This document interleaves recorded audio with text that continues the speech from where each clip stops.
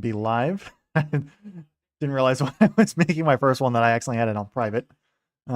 So we should be good. In theory. I think we're all good. Make sure. Yep. All right. Now we're on. Yes, we are working now just in time for the start of the NFL draft. I'm going to give you guys the NFL Network draft tracker. This right here, which I assume I'm going to make sure. I'll make sure it works. If not, I'll find someone else. But I'm going to be on my side. I'm going to be looking at the. I'm going to be looking at Daniel Jeremiah's top, I guess, 150 big board. Just because I know that Xfinity is always always has a delay on their stream, so I don't want to get spoiled on who gets picked here. So I'm going to be not looking at the draft tracker because that is almost for sure going to be spoiling the pick. I mean, pick number one, I think we all know what it's going to be.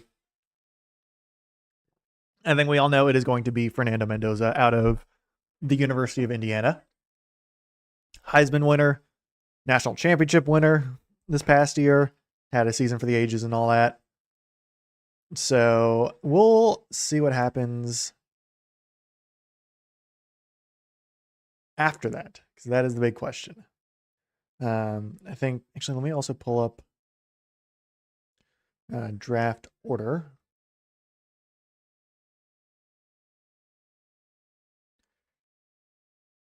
Since, besides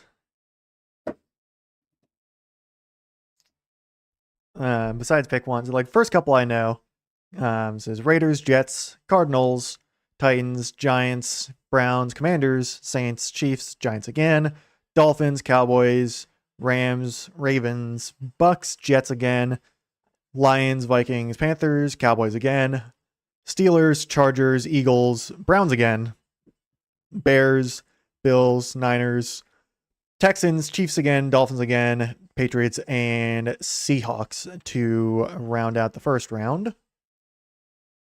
Over there in Pittsburgh, Pennsylvania. We've already had the national anthem, had a couple of Ospreys do the flyover. They're kind of hovering over, which is pretty neat. Yeah, so there's that.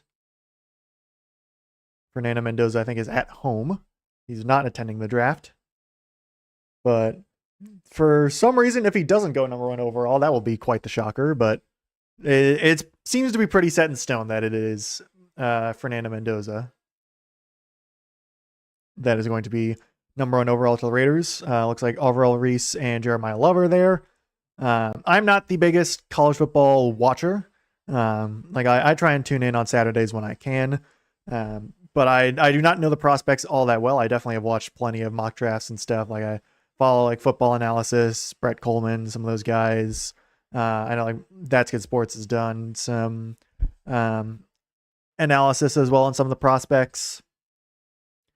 But I'm by no means an NFL scout. I'm by no means not even an expert, like not even all that adept at evaluating prospects. So I'm just here for the ride. All right, so we got Roger Goodell getting booed out there, along with Cam Hayward and TJ Watt. We are, of course, in Pittsburgh, Pennsylvania. The terrible towels are in full effect. So Goodell is going to do his little intro speech, get booed a bunch, and then open it up for the Raiders. And this, every time it happens in drafts, it's like first pick should not have a time limit on it. It's like you've had months to prepare unless you're trading out, but it's like you've had months to prepare to make the pick. So this pick should be in and out in a moment. There is a good crowd there in Pittsburgh. Next year is going to be in DC, and that's going to be fun. I might have to go to that.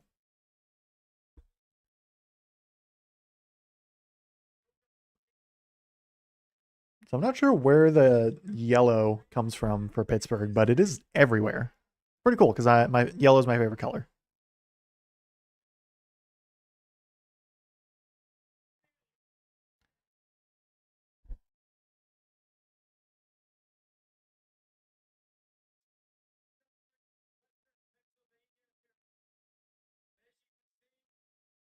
I'm listening to Goodell's speech at the moment. That's why I'm silent.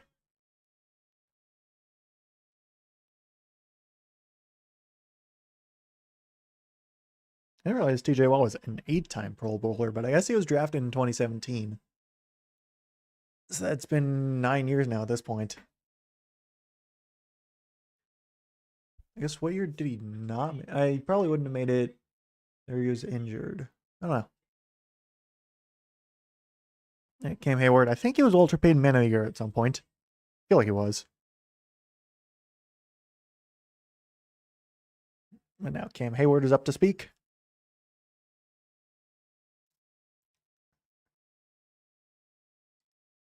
A lot of Steelers fans there. No surprise.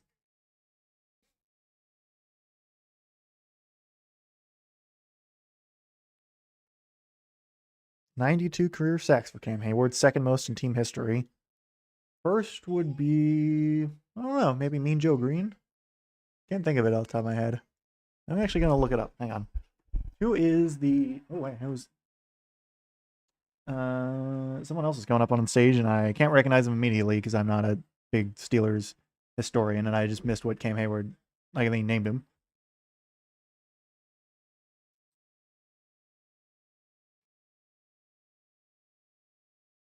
Bringing out all the Steelers legends.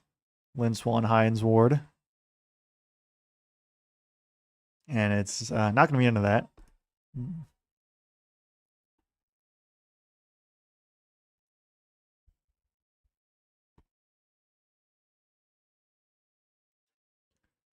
So next up is going to be Terry Bradshaw and Ben Roethlisberger.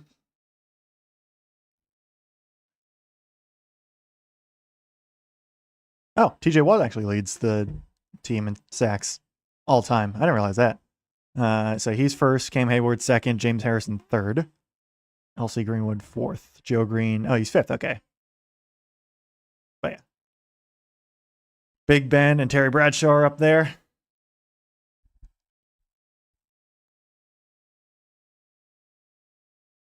Oh, next year's going to be fun if they're going to do that in Washington. It's a shame that Sonny Jurgensen just passed away a couple months ago at this point.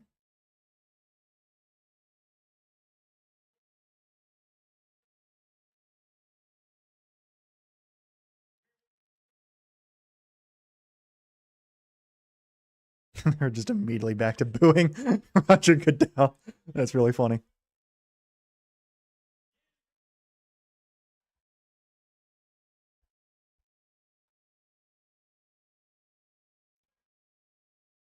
All right, the Raiders are officially on the clock.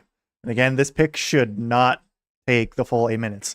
Luckily for, I think, everyone's sanity, they have reduced the time for the first round from 10 minutes per pick to 8 minutes per pick, and shortened some of like the day 2 and day 3 picks as well for time wise. So that makes it a lot better. And again, pick 1 should not be super surprising. It is almost certainly going to be Fernando Mendoza. And I'm assuming he has a couple little brothers there, and they look exactly the same as him, with his family down in Miami, Florida. That's where they're at. The Raiders, all new Raiders look. They got Clint Kubiak as their new head coach. Actually, just my podcast episode that I released last night. So technically I released it today, just very early in the morning because I was up last night recording it. But like, yeah, it's all new Raiders team. They got new offensive coordinator was the Seahawks quarterbacks coach under Clint Kubiak this past year, and then their defensive coordinator was someone else that I don't remember off the top of my head. Or no, I think they promoted their DC from who was like their run game coordinator and like DB's coach or something like that. But yeah, the Raiders spent a ton in free agency. They got Kirk Cousins, traded away Geno Smith, and yeah, it's just setting up completely. The wide receiver position might not be the best at the moment for the Raiders, but obviously they have more than one pick in the draft right now. They might go wide receiver in round 2. I think they have pick 36 at the moment. But yeah, it's all like, if this is not Mendoza, I think everyone's going to be shocked.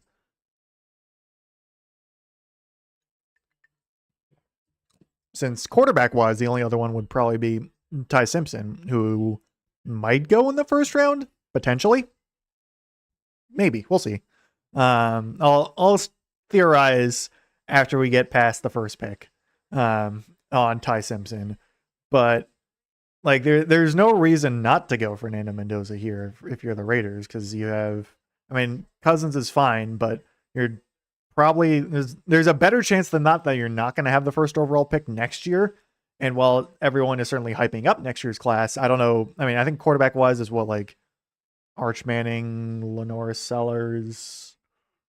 I don't know who else. Again, I don't know college football that well, but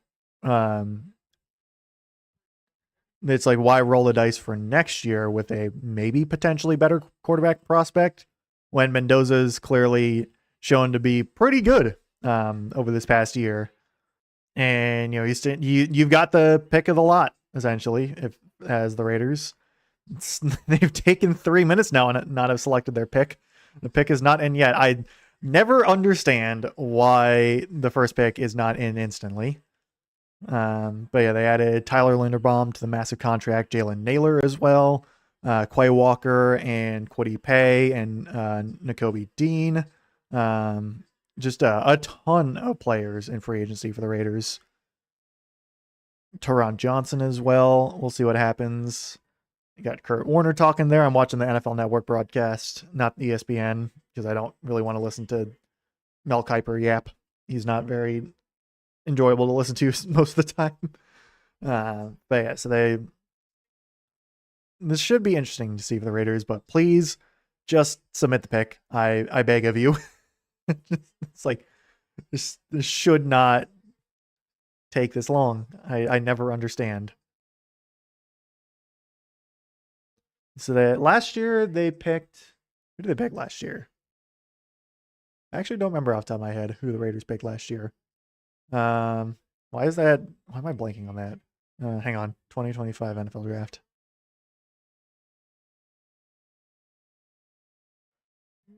Because 2024 was Bowers. Oh yeah, duh, Ashton Jeanty. How did I forget about that? Yeah. Oh, there we go. All right, pick is in. They're not trading out. Good. There's apparently been a lot of rumors about trades here and there. We'll see what happens. But yeah, the pick is in. The Raiders are not trading out of the first spot. I don't know why they would. But yeah, the pick is in. This is almost certainly going to be Fernando Mendoza. And now showing his quarterback draw highlight run in the national championship game against Miami. Everyone's applauding in the Raiders war room. Over in Henderson, Nevada.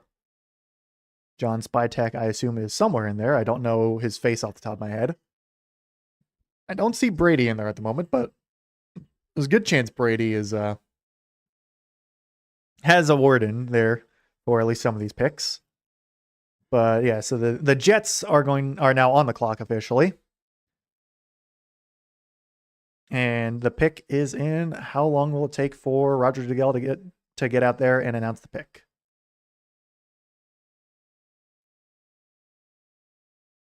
And yeah, just having subtracting 2 minutes from each pick is going to make this so much better.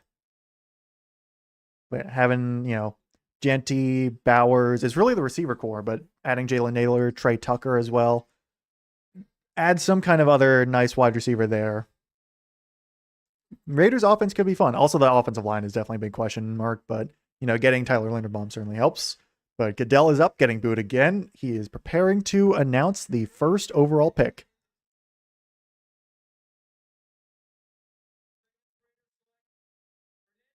And it is, in fact, Fernando Mendoza. Not surprising whatsoever. Let's see. Is this draft tracker working? Oh, yeah, there we go. All right.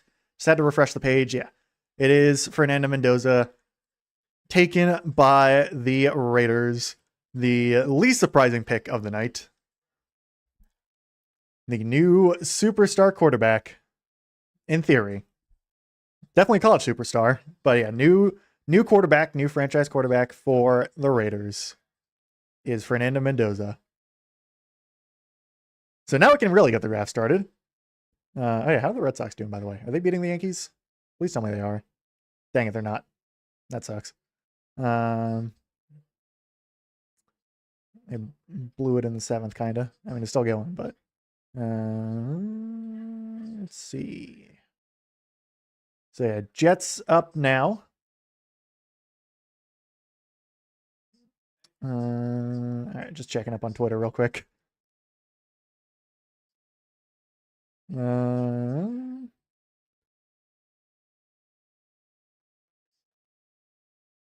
right, yeah, I will. Anyway, so yeah, Jets on the clock now. This could go a number of directions. Most likely it is going defense. I would assume it's going defense.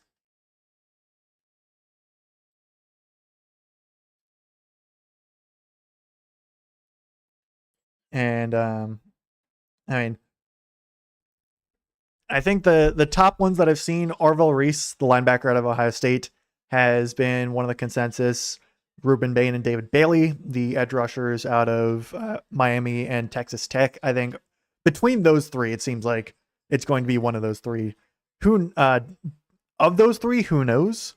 But the Jets certainly need a lot of help on defense, given their very, very poor performance so far. But obviously they need a quarterback, but there's no way they go Ty Simpson here. No way they go Ty Simpson. I just don't see it because there's too many good prospects to pass up, it feels like. And I mean, last time they went quarterback at 2 overall, it was Zach Wilson, I believe, and that obviously did not work out well.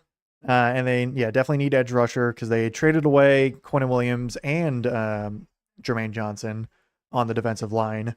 So getting, Bailey or Bain, whoever they prefer there, would certainly be a big help. Arvell Reese, maybe Sonny Styles as well, the other Ohio State linebacker, who knows? But, their linebacking core has not also been great. All right, the pick is in for the Jets on the draft tracker, at least. Let me flip off that so I don't get spoiled. So this is, I think, Darren Muji's second year as general manager. Same with Aaron Glenn's second year as head coach. So NFL Network's definitely a little bit behind, or Xfinity's definitely a little bit behind on that there. So I'm actually, I guess if I click off of the page, it doesn't it freezes up. I don't know for sure. Which actually, honestly, I'm not going to complain about that because I'm just going to be a little bit delayed then overall. So yeah, if this is just going to be the case, I'm okay with this actually. I might just keep it on there, and yeah, and I don't need to stare at the big board the whole time. So yeah, pick is in for the Jets. Cardinals are on the clock. Then it is the Titans, Giants for their first pick, Cleveland for their first pick, first of 2, and then Washington. Washington obviously is my favorite team. There's a lot of choices essentially, but we'll see how the choices dwindle as we move on through night number 1 of the NFL draft. So again, my guess is this is probably going, I'm going to predict it is Ruben Bain. But it's going to be, my guess is it's going to be between Arvell Reese, Ruben Bain, and David Bailey. I'm going to go with Ruben Bain because I feel like he was initially projected to be really high, then kind of dropped a little bit, and now it's, I don't know. We'll see what happens. But my prediction is Ruben Bain. But if it's not one of those 3 players, I will be very surprised. I mean, maybe they go, I don't even know. Do I want to go Caleb Downs this high? I don't think they would go Caleb Downs or even a wide receiver this high.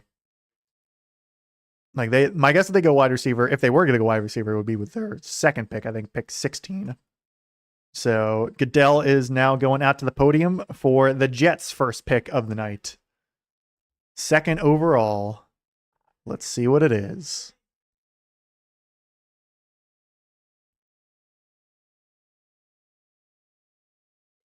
David Bailey, okay. So he does shoot up the board a little bit over Ruben Bain, but they do go edge. And yeah, they're down there at pick 16 as well from the Sauce Gardner trade. I could certainly see them going maybe Omar Cooper Jr. at wide receiver. And that's obviously going to take a little bit. But yeah, Jets go with David Bailey at pick 2 out of Texas Tech. So we'll see what happens there. Let's do that. Get it to there. All right, yeah. So the Cardinals are on the clock. Cardinals, this could go a lot of directions for the Cardinals, since they need a quarterback, since they have Jacoby Brissett and Gardner Minshew II as their 2 quarterbacks since cutting Kyler Murray. But again, do you want to go Ty Simpson here? I don't know. I don't know enough about Ty Simpson to really make a decision there, but they could also go. I think I've seen Francis Maui Noah as the top offensive lineman. He could go here. You could go, Arvell Reese or Sonny Styles. You could also go Jeremiah Love. Maybe I don't think they go wide receiver here, but maybe they do. There's so many choices for the Cardinals here. Who knows where they're going to go here, but they are slowly running out of time. But yeah, it is David Bailey going to the Jets at 2nd overall. And yeah, just getting a monster off the edge is good for the Jets because they need a lot. And getting someone who can rush the passer, especially in a division with Drake May and Josh Allen, and now Malik Willis as well. You definitely need that. So they're showing David Bailey highlights. But yeah, my guess for the Cardinals, they could also go Ruben Bain as well. Because they definitely need a lot on defense too. The Cardinals have a lot of holes at the moment. I'm going to predict they play it safe because this is a new regime. Actually, I don't know if their general manager is any different, but head coach, I know it's they brought in Mike LaFleur, and I'm pretty sure that's who it was. And so my guess is they go Francis Maui Noah. I could be wrong, but maybe they do. Anyway, so Cardinals general manager. Because I do not remember who it is outside right. Is it Monty Ossenfort? That's who it is. He's been the GM since 2023. Okay. So he's not first year GM. He's actually been there. This is 4th year actually drafting. Because I'm assuming he drafted in 2023 as well. Oops, that's not what I want. There we go. They're still on the clock, so the pick is not yet in. Interesting. They're definitely running out of time. Not sure how much time is left, but it's getting a little close to running out of time for the Cardinals. But my guess, I'm going to go with my prediction. Do they go Jeremiah Love here? I feel like they've wanted to trade back as well, the Cardinals, since, they have a ton of holes to fill and there's almost too many good players to pick here that if you want to trade back, 2 to 3 spots. Nope, they have selected a pick from the looks of it and they're clapping in the draft room. Let's see if I go back here. No, it still says they're on the clock. So they're applauding in the draft room. It does not say the pick is in. My guess is the pick is in, though, if they're applauding. Maybe they traded, but it's very late for a trade. But we'll see what happens because the Titans. I've been riding the whole. Okay, Cardinals pick is in, but I was riding the Titans picking Jeremiah Love at pick 4, and maybe a team wants to loop up there. I don't know. But instead they do not trade down. They stick at pick 3. I'm going to go with Francis Maui Noah, the offensive tackle out of, out of Miami. But I also wouldn't be super shocked if they go Jeremiah Love here, because I think Jeremiah Love is going to go high. I think that's going to happen. But I don't know. The draft is tough. I could see them going David Bailey. I could, see them going either Arvell Reese or Sonny Styles. This might actually be Arvell Reese. That's actually probably a decent chance here because their defense needs a lot of work. And I know the Cardinals' offensive line wasn't great. They have I think Paris Johnson, that was the first round pick, but outside of that, don't know too much. I'm going to go with the like not flashy but safe pick of Francis Maui-Noa. That's my prediction.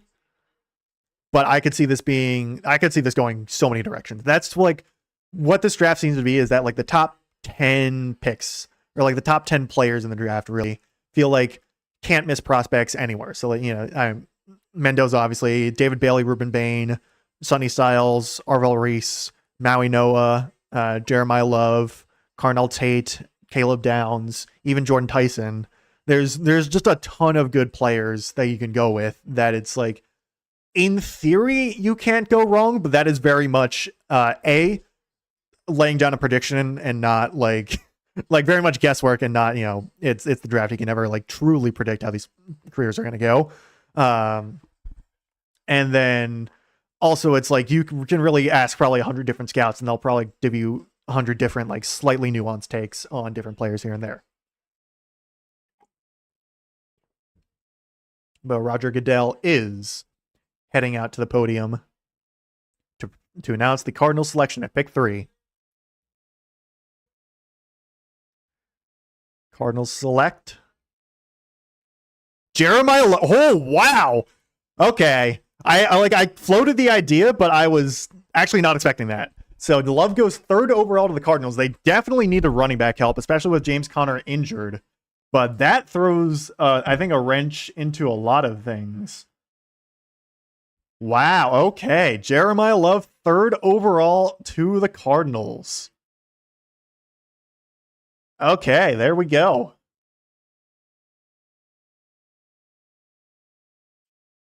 I'm texting my brothers real quick because we're all interested.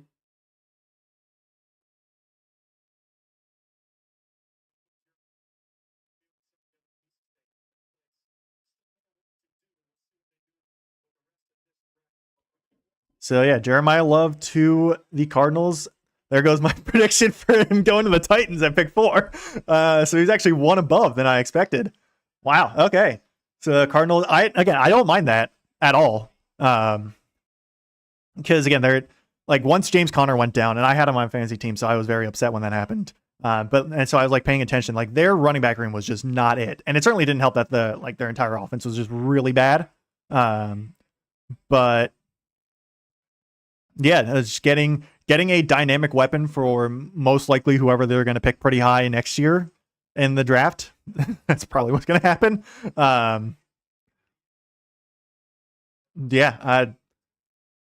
That should be interesting. It should be very, very interesting.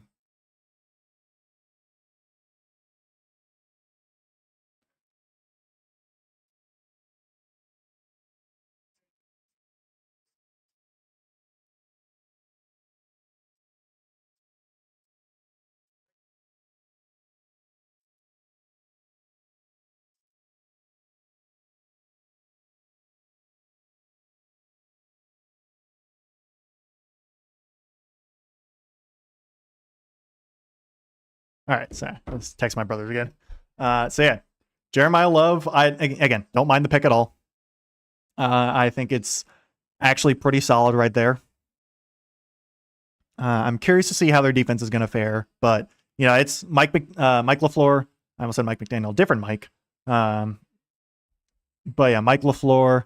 You get offensive-minded head coach, get a premier offensive weapon for his first pick under his reign, and that certainly opens up the door for the Titans to pick really there's a lot of defensive picks, because the Titans, I mean, maybe they go Francis Maui-Noa here, but my guess is they go someone on the defensive side, especially because Robert Saleh just got brought in as the new head coach, and obviously he's a defensive-minded guy.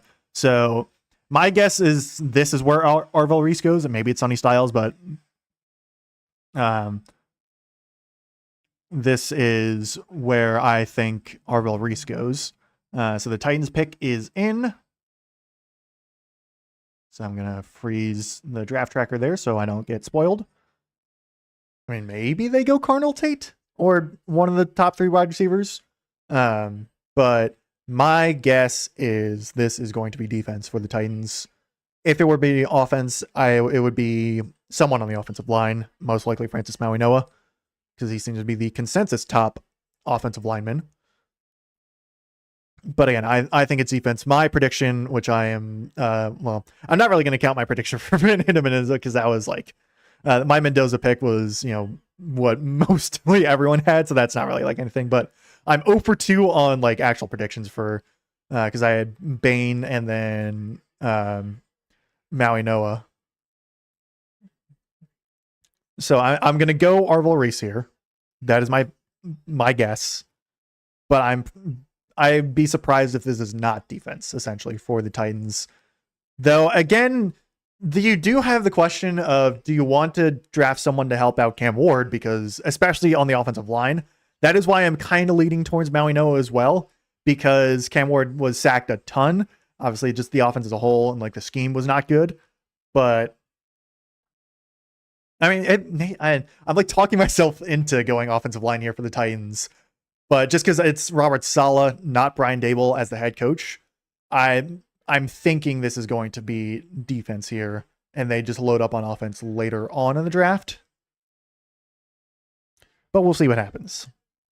I wouldn't be like super surprised if this is like if this is an offensive lineman. Like if this is Francis Maui Noah, I wouldn't be super surprised. But I'm going to go with Arvil Reese here as my prediction for the Titans here. Let's see. Yep, Giants are on the clock. Like there's no chance the Giants trade because they already have 2 top 10 picks. And yeah, for the Giants, I'll get to the Giants in just a sec. But yeah, this is,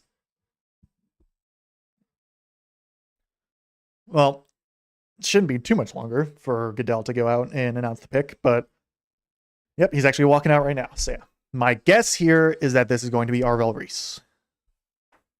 If not, you probably would go to the Giants' next pick, I would assume. But yeah, pick 4.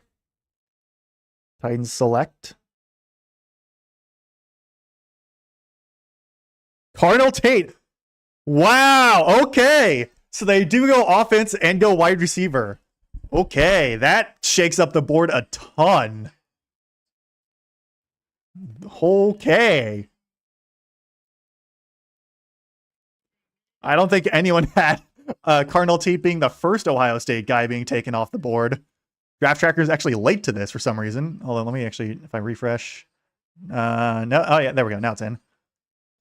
So Tate is the first wide receiver off the board. Again, I don't mind that pick at all. I would have expected them to go defense because it's Robert Saleh as the head coach, but the Titans wide receiver room was really bad last year. So getting Carnell Tate, oh, that actually is that sucks for the Commanders because they wide receiver is one that I kind of want them to go for here, and I think the Giants, Giants might go defense here, and that would basically leave Jordan Tyson, because I don't think Mekhi Lemon's going to go over Jordan Tyson from everything that I've seen. So it is Carnell Tate going to the Titans. I really like that for Cam Ward. And yeah, there's still a lot of defensive players. The Giants could double dip on defense at this point. I don't think they will. I think they probably go at least one guy on offense. Like maybe they, I don't think they go Jordan Tyson here. I mean, maybe they do. Pick is in. I don't know. We'll see what happens. This is interesting so far. Very, very interesting. Very, very interesting, Dean. But yeah, I like that for Tennessee. I would have thought they would have gone offensive line just to, beef up the trenches there. But to be fair, their wide receiver core is really, really bad. I like that for them a lot.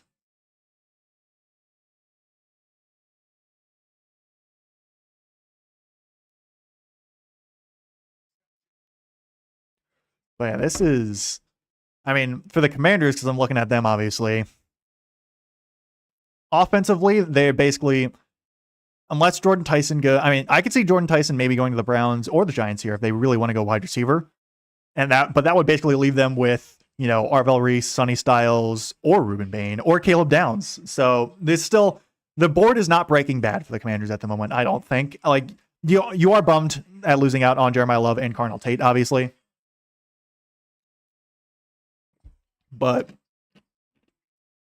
given how bad the Commanders' defense was last year, there's still a lot of really good prospects from what I've seen on the board for the Commanders that, there's only 2 picks ahead of them at this moment, and there's, at least still 4 on the board, in Reese, Styles, Bain, and Tate. And also Mansour Delane. Can't forget about him as well. I don't really want them to go Mansour Delane. He seems like a good prospect, but I don't really want them to take a cornerback at 7 just because they invested so much draft capital over the past couple years in the cornerback position. I would rather them, if they were going to go secondary, I would rather them go Carnell Tate if he's there. If not, then I'd rather them go. Their linebacking core. They did just add Leo Chenal, and they still have Frankie Louvu, but middle linebacker is still kind of open at this point because they don't have Bobby Wagner anymore. And I feel like they're saying Sonny Styles is like a Mike linebacker, but I actually don't know for sure. But we're getting a commercial break, unfortunately. The Giants pick is in. I assume this commercial break will not be that long. And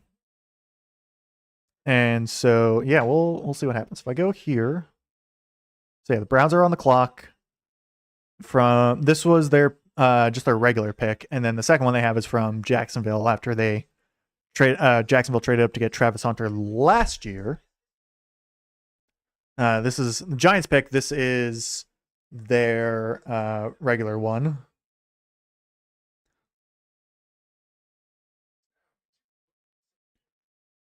But yeah, the Giants pick 10, which I actually haven't even talked about yet on this stream specifically. But yeah, Giants, back on Saturday, they traded Dexter Lawrence to the Bengals for pick 10. And I like that trade for both teams at the moment because the Bengals have historically been very bad at drafting, especially defensive players. And so that it gives the Giants, 2 top 10 picks. Dexter Lawrence didn't seem like he wanted to play in New York anymore.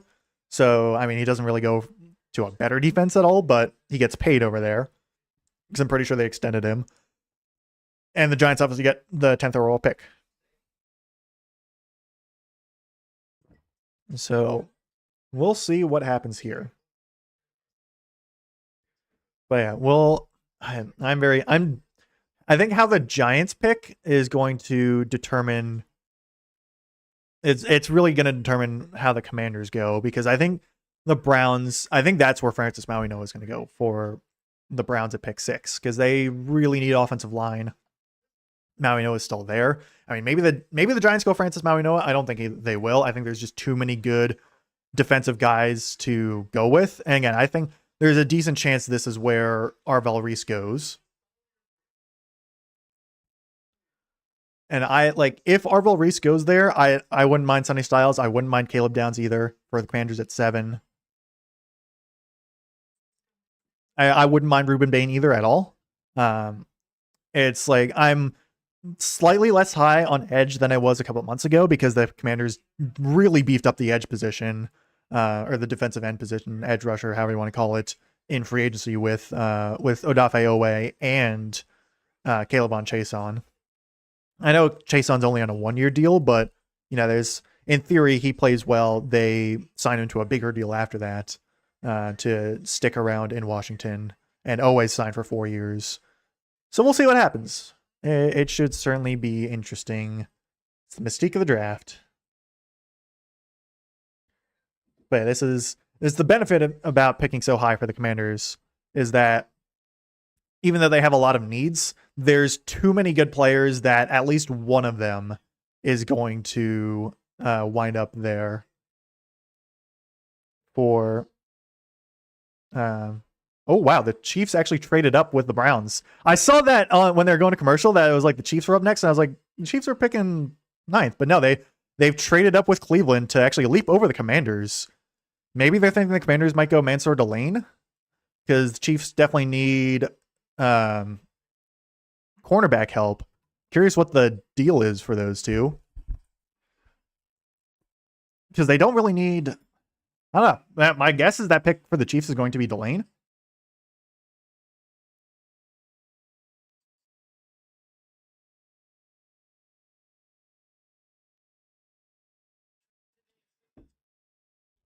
So we'll see what happens there. But now the Giants are up. They have a couple people for the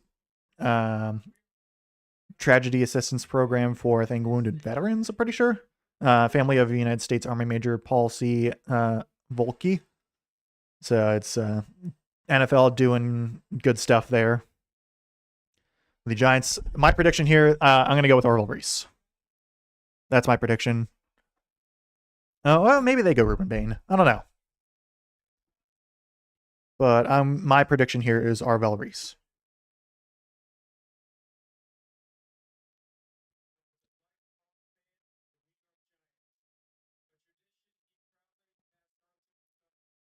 So Goodell's talking about the Army Major who died and his family's up here. And they're announcing the pick. So rest in peace there.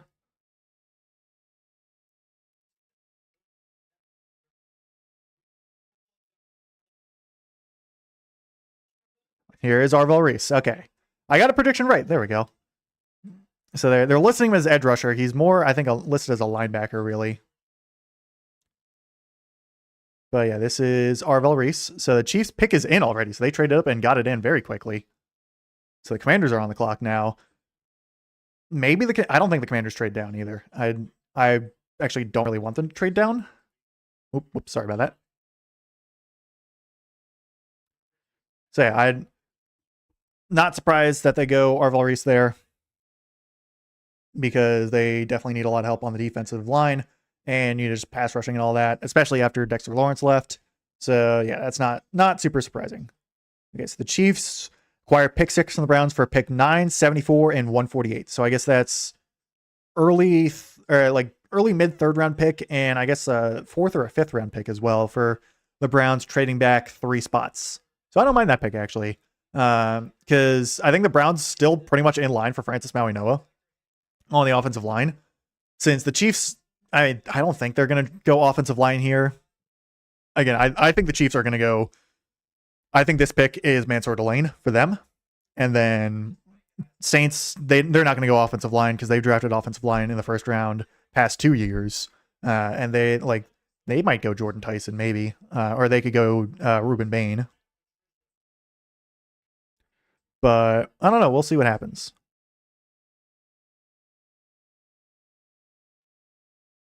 Well, we shall. Hang on. There we go. We shall see.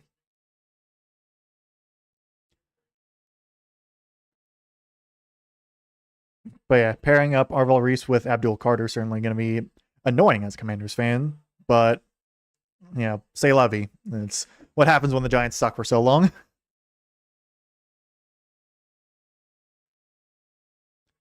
So yeah, Chiefs traded up and pretty much immediately selected the pick. My prediction is, my prediction is Mansour Delane. It could also be Jordan Tyson if they really want to go wide receiver there and think the Commanders were going to go Jordan Tyson. But because the Commanders, a lot of people have also been saying that they would go Mansour Delane, the LSU cornerback,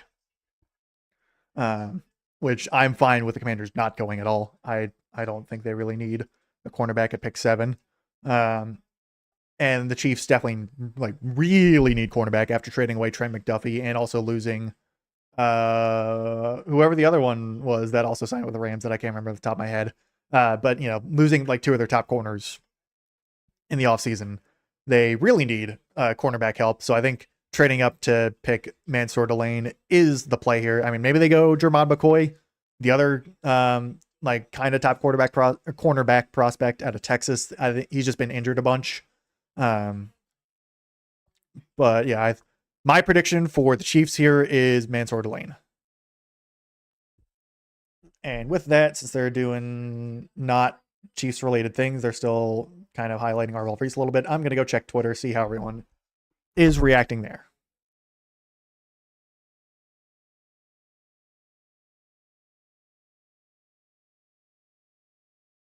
Football Analysis is not happy about the Jets pick at number 2.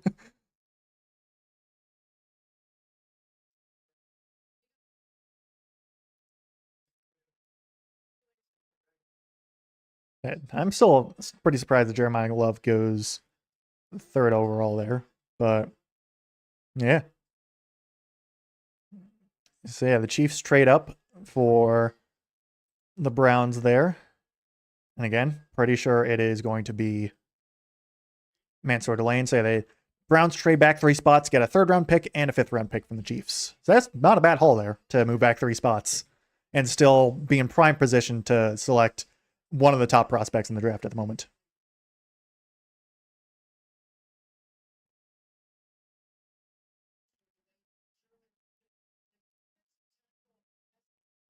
So yeah, we'll see what happens.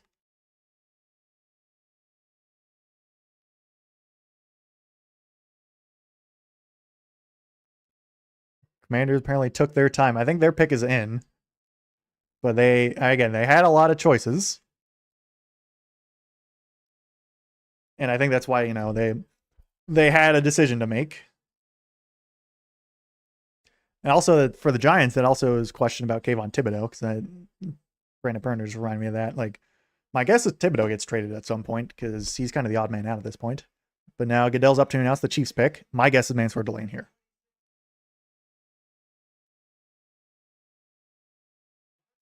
It is, in fact, Mansour Delane. I guess Mansour Delane.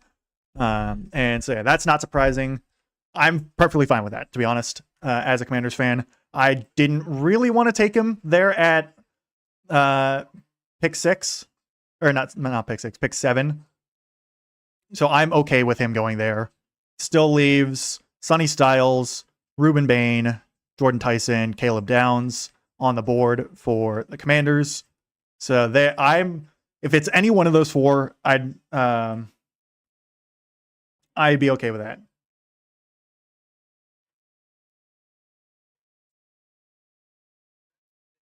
But yeah, and I think anything outside of those 4, between Tyson, Styles, Downs, and Bain, I would be a little upset.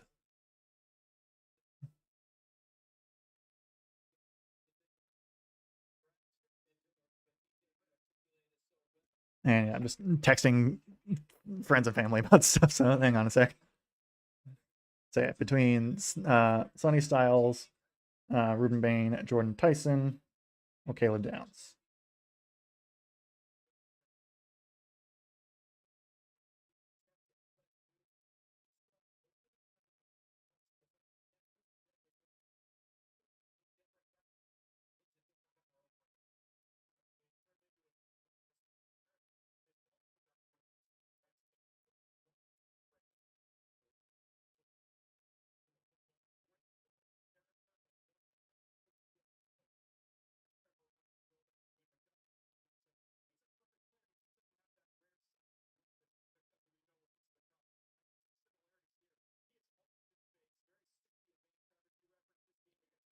But yeah, there's between any of those 4, I'd be okay. If I'm being honest. Between any of those 4, I don't know who else they would be eyeing at this point for the Commanders. Say, I don't think the board fell too bad. I wouldn't have minded if Cardinal Tate fell to them at 7, but yeah, he goes to the at 4, and so yeah, I honestly have no idea. My guess is they go Sonny Styles here. That's my prediction.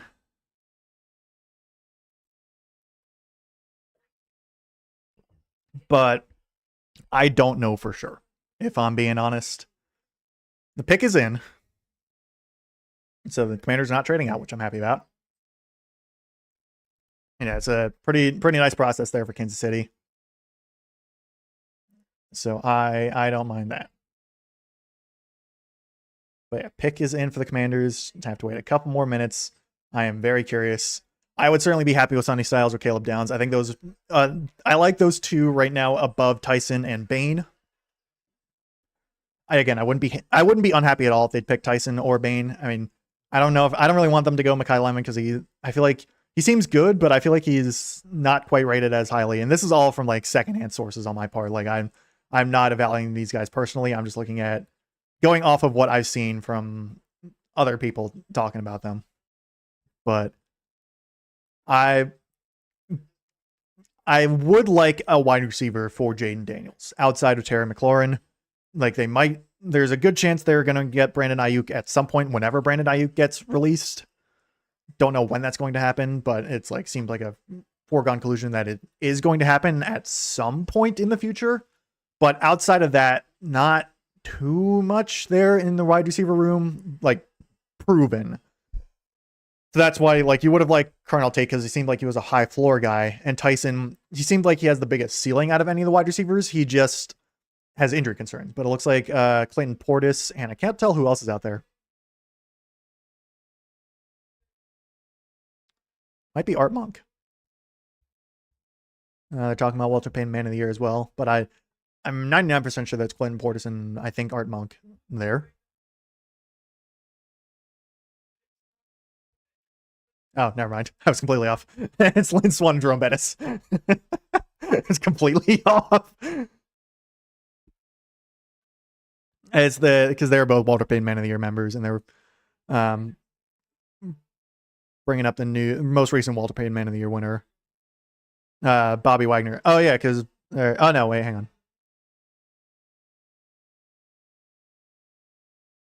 Maybe not.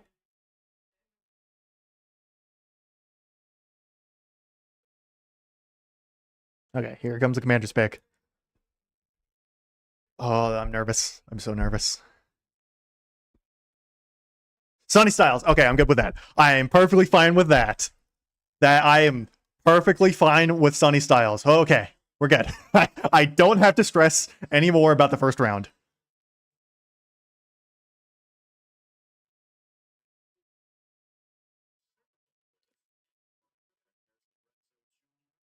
All right, that works. I'm perfectly fine with that. No need to stress anymore. We're good. Unless for some reason the Commanders trade into the first round again. No idea how they would, but that's fine. Fine by me. We're good now. I can relax and enjoy the draft. All right, so the Saints. To talk about them, this could be Jordan Tyson maybe. They might also go Ruben Bain. Yeah, so like really the only problem now is that I have to worry or be annoyed at whoever the Giants, Cowboys, and Eagles pick later on in the draft. Because I mean the Giants for them at pick 10. Because who's still up there? So there's still Caleb Downs, there's still Jordan Tyson, there's still Ruben Bain for like the top guys, Maui Noah as well. For like I feel like the top the top 10 that they're ranking. Then it's like after that you get Vega Owane, Mekhi Lemon, Spencer Fano, Kenyon Sadiq. I'm looking at the big board, but Manuel McNeil, Warren, Dylan Thieneman, Omar Cooper Jr., Jerron McCoy. But we'll see what happens there. The pick is in for the Saints, so the Browns now on the clock. Do the Saints go Jordan Tyson there? I'm not sure. I might, because I feel like Ruben Bain got a ton of hype and then it's died off. But I feel like, I also just watched the Brett Coleman video on pass rushers and stuff, and he was like really hyping up Ruben Bain. So we'll see what happens. We'll see. But yeah, I like it a lot for Sonny Styles to go to the Commanders there. Had an insane combine, like just absurd combine. And the Commanders definitely needed some more pop at the linebacking position. So him and Leo Chanel, hopefully Frankie Luvo. I don't know if they're going to move Frankie Luvo just to like a pure pass rushing role or maybe something like that.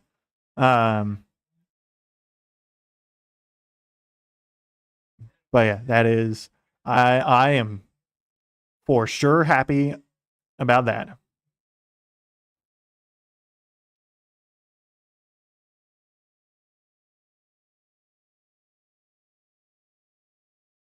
And people are already starting to complain about them not taking Caleb Downs instead. I love online fan bases. This is the best. Perna is not happy about the Chiefs taking Mansour Delane. It's really funny. I mean, I'm not surprised there, but yeah.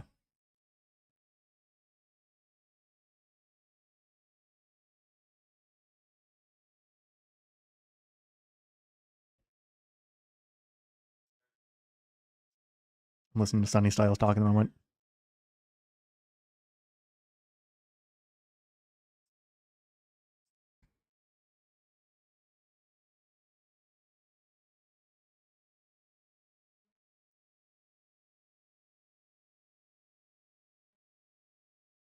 All right.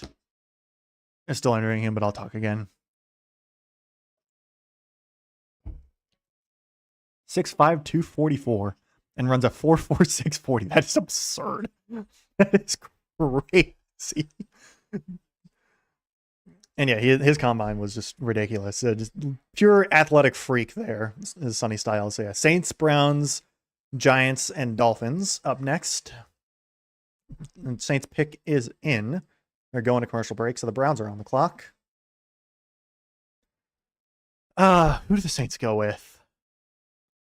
I'm gonna guess. I don't know.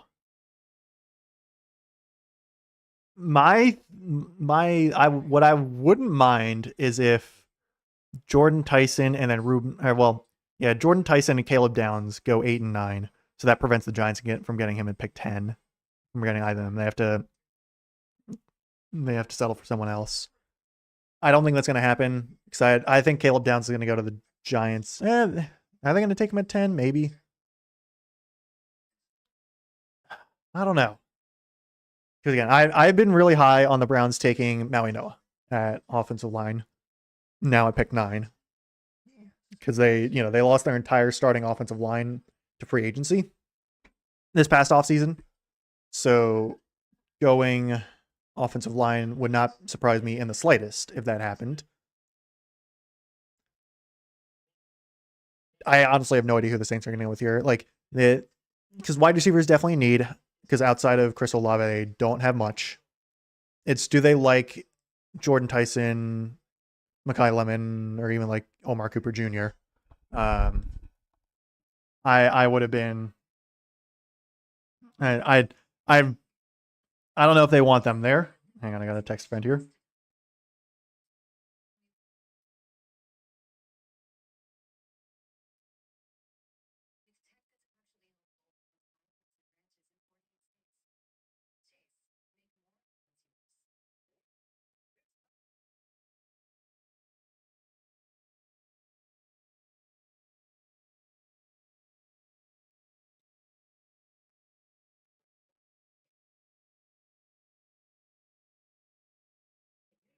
But all right.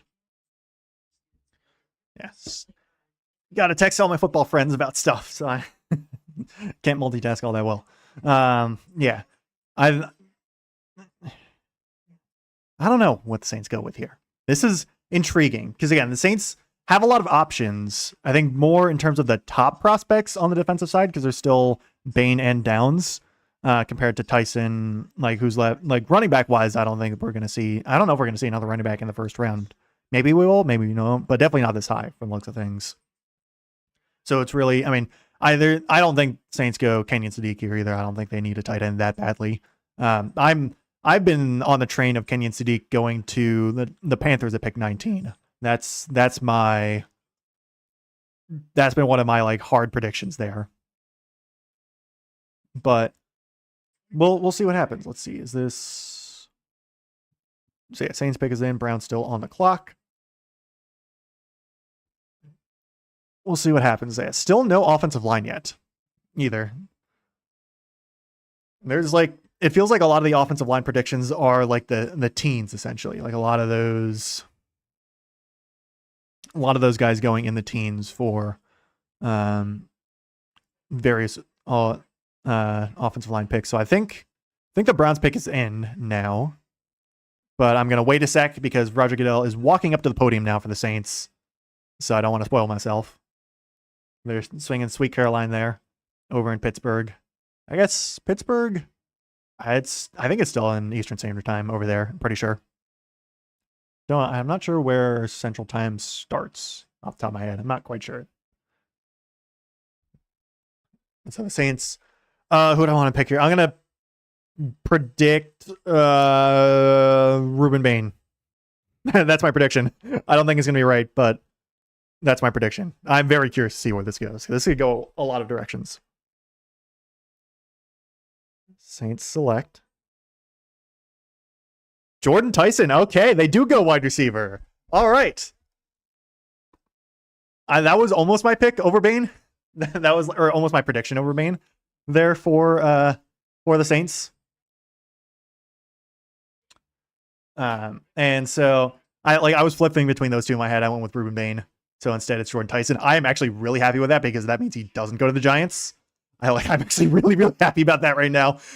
So I'm probably thinking that Caleb Downs is going to go to the Giants because I don't think the Browns are going to take him. Although Downs to the Browns would be funny.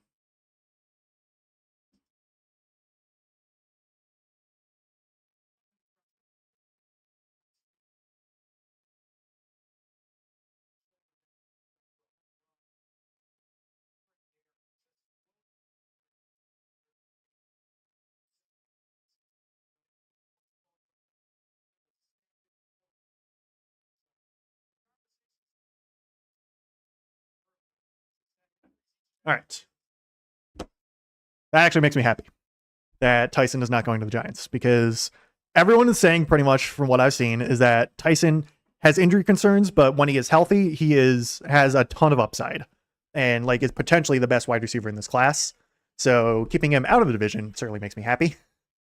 Like obviously still goes to an NFC team, but I would rather take playing him once every 3 years than twice every year. And that is in the regular season, not postseason stuff. So yeah, that I don't mind that for the Saints either, because they again, outside of Chris Olave, their receiver room is a little barren. So helping that out right there, or helping Tyler Shuck out there with Jordan Tyson, I like that. I like that a lot. NFC South is going to be fun this year, I feel like. Should be very, very interesting.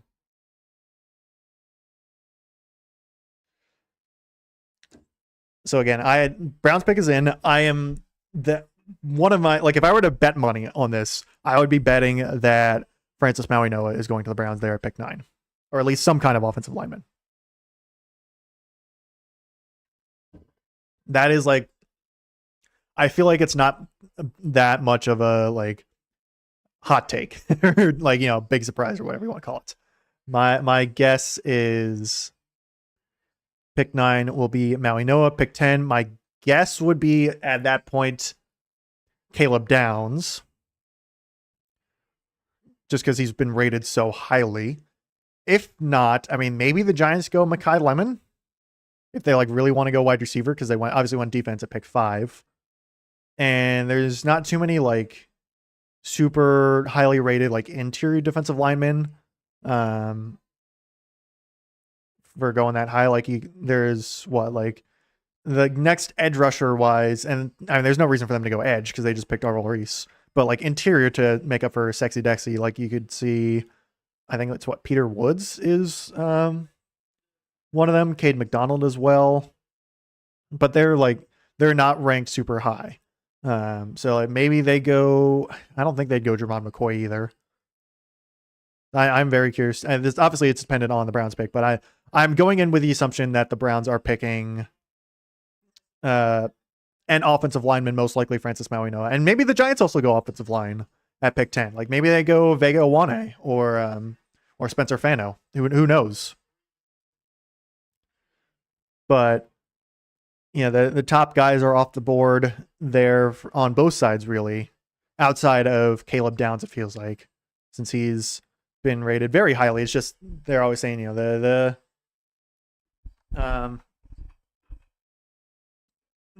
the safety isn't the top spot.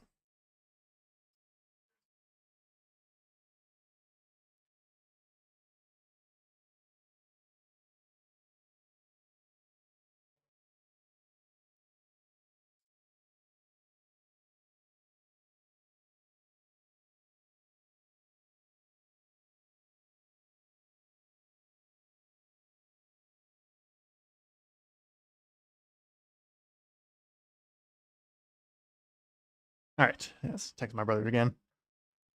But all right. How many times can I say that word? Browns pick is in. Again, I think this is going to be Francis Mauigoa or some form of offensive lineman, whatever it is. But Mauigoa has just been the top rated offensive lineman Goodell is walking up to the podium. I'd be very surprised if this isn't. Just because like a lot of the other top positions are gone at this point, and I think Browns really need offensive line. Browns select. Oh, Spencer Fano. Okay. So it was offensive line, just not Maui Noah. Okay. Wow. All right. So the big boards for some of these were wrong. The Giants pick is already in as well. So they're ready.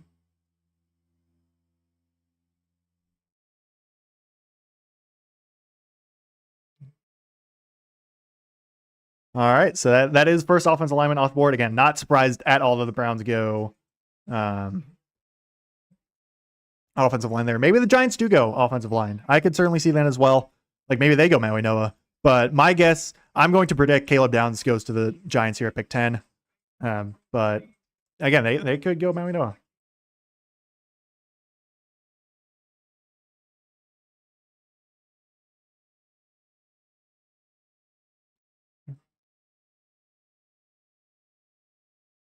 Actually, how do you spell Francis Maui Noah's last name? Hang on, I gotta look this up real quick. M-A-U Maui and then go. Oh, Maui Goa. Oh, I thought there was an N in there. Francis Maui Goa. Never mind. I was saying his name wrong the whole time. Maui Goa. There we go. I could have sworn I heard them pronounce it with an N in there, but maybe not. I don't know. All right. So the Giants at pick 10.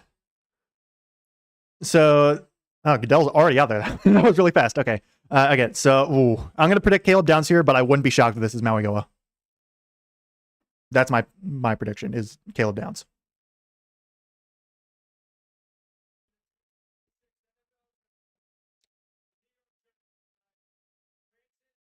It is Maui Goa. Okay, so they don't go Caleb Downs, which I'm fine with. You know, I mean, Andrew Thomas is annoying, but I'm okay with the Giants not taking a quote unquote sexy pick at pick 10. That's fine. I'm okay with that. As a Commanders fan, I'm fine enough with that pick. I don't have to be angry about it. I don't like Arlo Reese because he's going to be really annoying to play against. And Maui Noah is certainly going to be hard to play against as well. But, you know, this is... You got to hope for Giants fans that Harbaugh can develop him better than the last offensive guard, who's like Pacific Islander offensive guard that they had, cough, cough, Daniel Lele, cough, cough. Oh, Miami, please. Oh, I just realized the Cowboys are going to get either Ruben Bain or Caleb Downs. Oh, that sucks.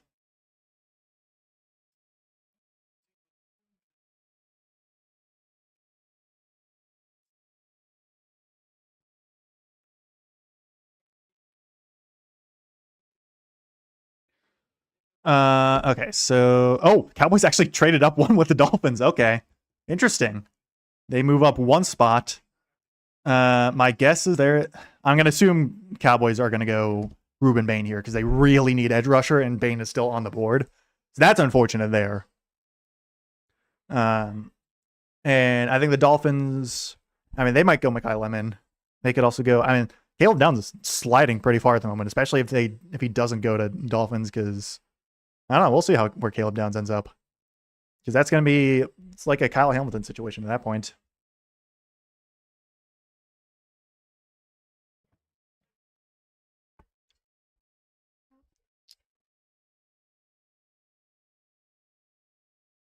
So Francis Mauigoa, younger brother of Jets linebacker Kiko Mauigoa, who was drafted, I think last year is what they said, in the 5th round. So the Cowboys traded up. Their pick is in. I assume not. They didn't have to give up, they didn't have to give up much to the Dolphins, probably, because it's only one spot. Probably like an extra 4th round pick or something like that.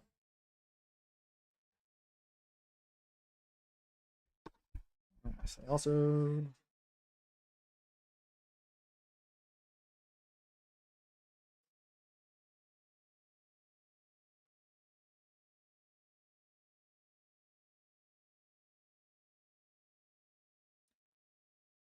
because for the Cowboys, it's been interesting. They're over the past couple of years, they've been really good at drafting in the 1st round, and it's pretty much when they just take offensive linemen. pretty much. The three Tylers they took, Tyler Smith, Tyler Booker, and Tyler Guyton, CD Lamb as well back in 2020 is really the only time they, well, also Micah Parsons as well. Like one of the 2 times they went defense, which was Mozzie Smith. That was the only complete and utter whiff there. But this is the Cowboys picking at 11. Almost certainly this is going to be Ruben Bain because he's still on the board. Cowboys desperately need an edge rusher. Ruben Bain is an edge rusher. We'll see what happens. I mean, who knows? Cowboys could just go offensive line again. That'd be funny. But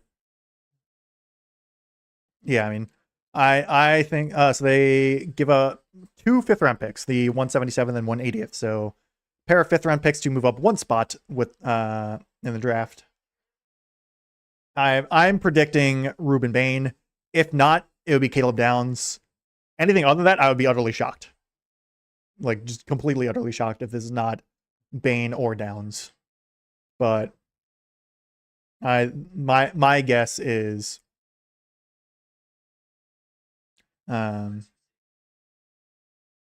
my guess is that this is Ruben Bain.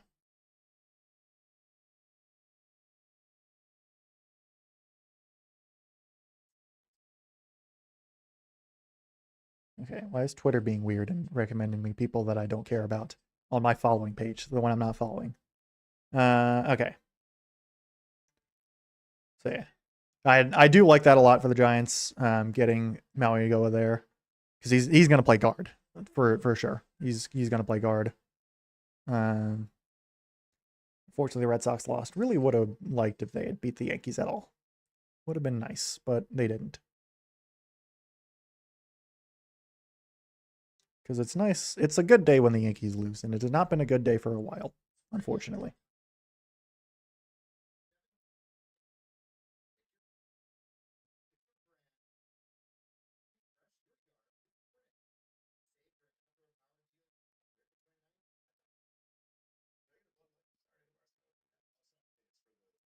All right. Yeah, Sonny Styles. I'm okay with that for the Commanders. I am curious what they're going to do at safety.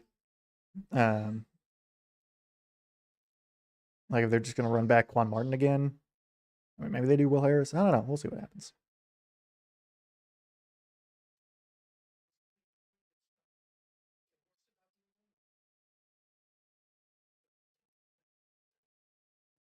It's the unfortunately for the Commanders, the debate for a while now is going to be between Styles and Downs, and it's whoever's going to play better. But I am perfectly fine with Sonny Styles there. We're just getting commercials now in the draft, which is always annoying. Because the pick is in. This is what I really don't like about the draft. It's like the pick is in, and I know they have to like process, like print out stuff and all that, but like pick is in, just go up and announce. Like you don't need to. You already have enough revenue, NFL. You don't need more.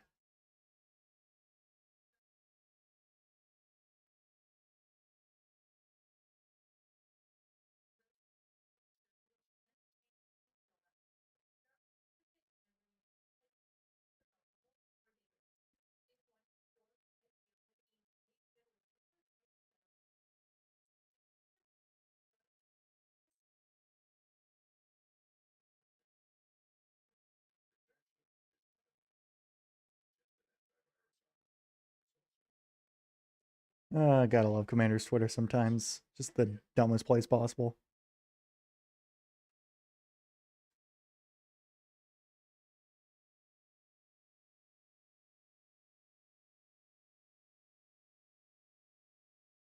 So I'm pretty sure the Cowboys are going with Ruben Bain here at pick 11. Dolphins at pick 12. Not sure. They have a ton of needs. Like maybe they go Mekhi Lemon. I'd like maybe they go Caleb Downs there. But their offense needs a lot of work. I don't know. We'll see what happens. The Rams also, if Mekhi Lemon falls to the Rams at 13, I could see them taking them there. Or see them taking him. Anyway, yeah. Cowboys now are up though. With the 11 pick, I'll be shocked if this is not Ruben Bain.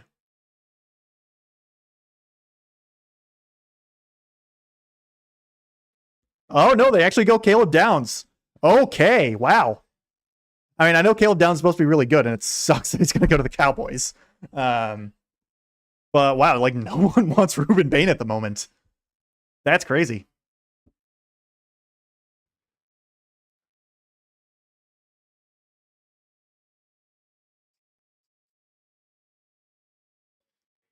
So yeah, there's 3 Ohio State, like what, all 3 of the top Ohio State defenders in Reese, Styles, and Downs go to the NFC East. That's pretty cool.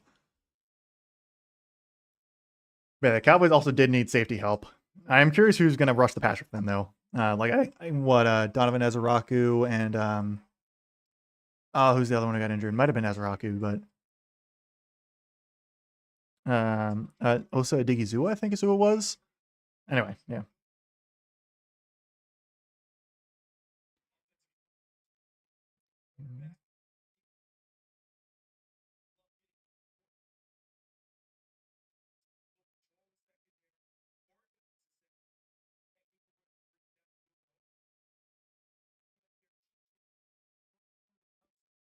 All right. He was Josh Downs' younger brother. Interesting. I didn't realize that.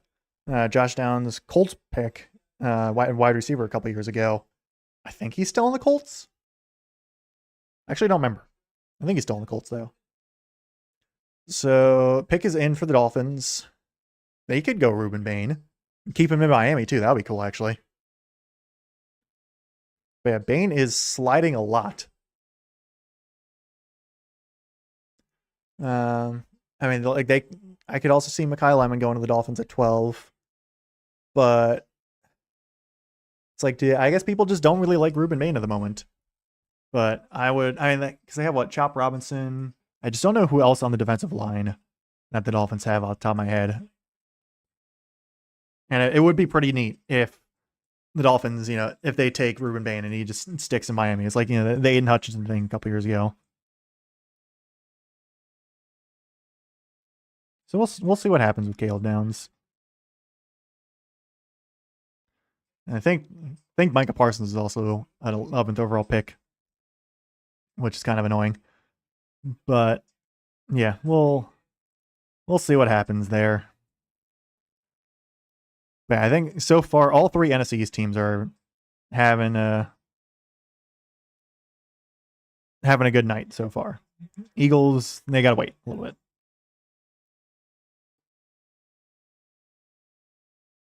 Yeah, I would have liked Caleb Downs to have not gone to the Cowboys, but it is what it is.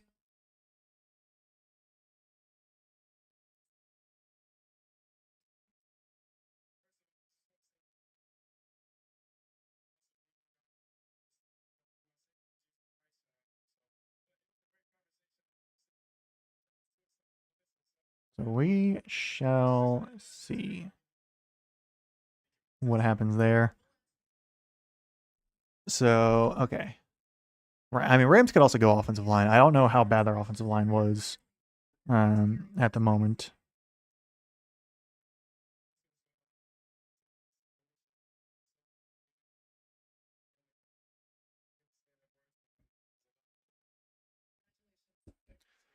So, again, I'm going to predict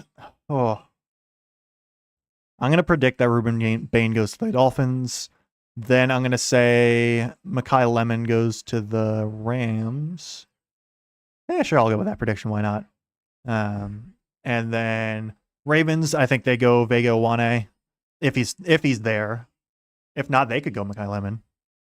And then Bucks. I know the Bucks have been like they've been a trade down candidate. I think we'll see what happens there. Maybe it's like Akeem Mesidor if they stick around, if they want to go edge. But yeah, Dolphins pick is in. My guess is Goodell. Looks like he's starting to walk out right now. So this could go any number of directions, I think, for the Dolphins. There's a lot of players that I think are available. Like they could go Jermod McCoy if they wanted to go cornerback. Obviously Mekhi Lemon. But I'm predicting Ruben Bain here.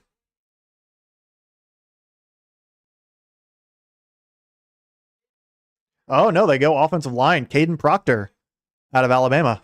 And he's been one that's like, I feel like he's been highly criticized a lot by a couple guys. They're like, not even a couple guys, but like he's had an interesting media cycle.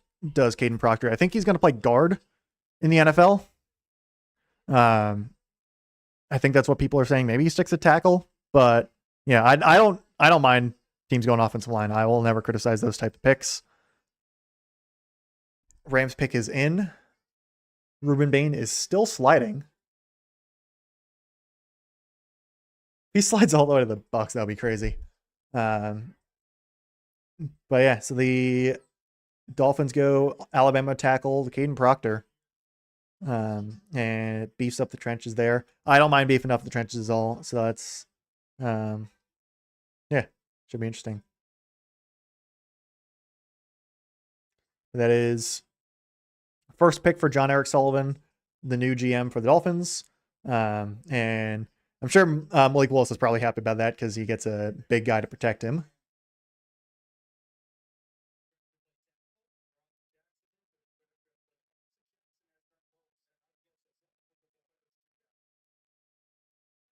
I'm just surprised with Ruben Bain on the board.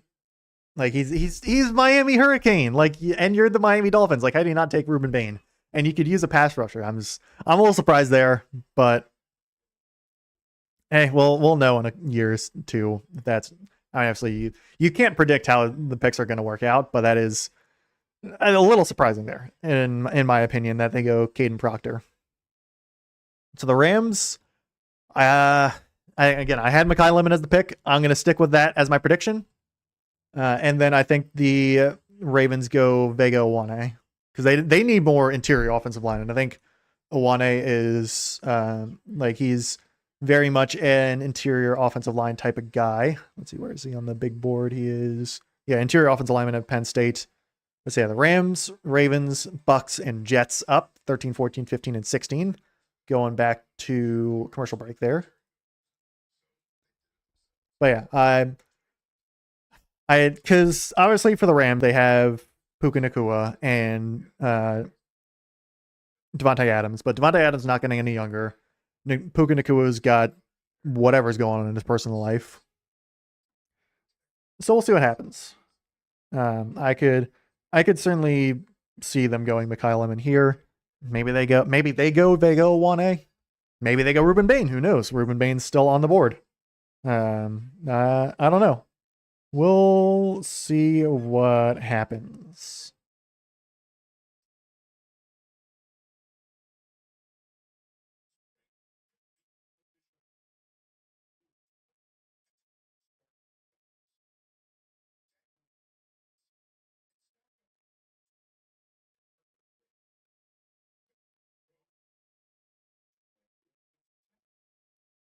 Yeah, also in other completely unrelated news, in World of Warships, just because I'm, fan of that game, Valparaiso is finally getting nerfed, and that was, so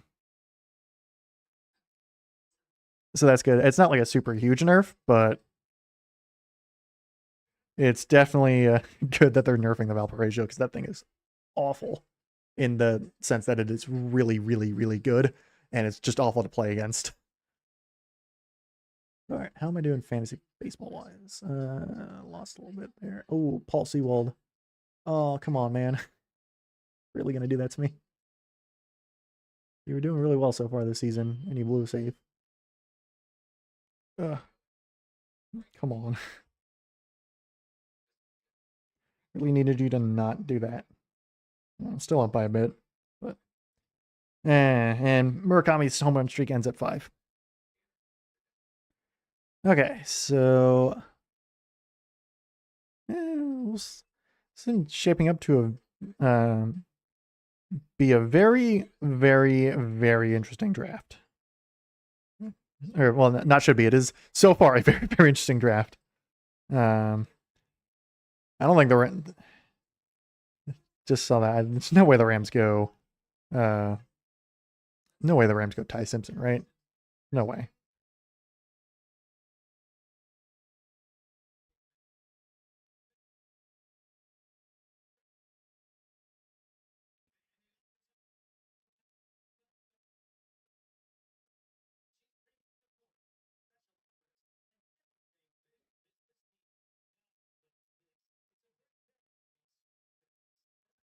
Yeah, I'm surprised. I'm a little surprised the Giants didn't go with Caleb Downs because you could have paired him up with his teammate Narvel Reese, but I'm a little surprised it didn't. Again, I don't mind Francis Maui going there, but I'm a little surprised the Giants didn't take Caleb Downs. Yeah, there's been a lot of little trades so far. Cleveland moving back 3, Cowboys moving up 1. So the Ravens pick is in. The Rams pick is also in. Should be getting the Rams pick announced in a couple of moments, I think. I don't think Ty Simpson goes here. I think if he were to go in the first round, it would be late and it would be a trade up by maybe the Rams or the Cardinals.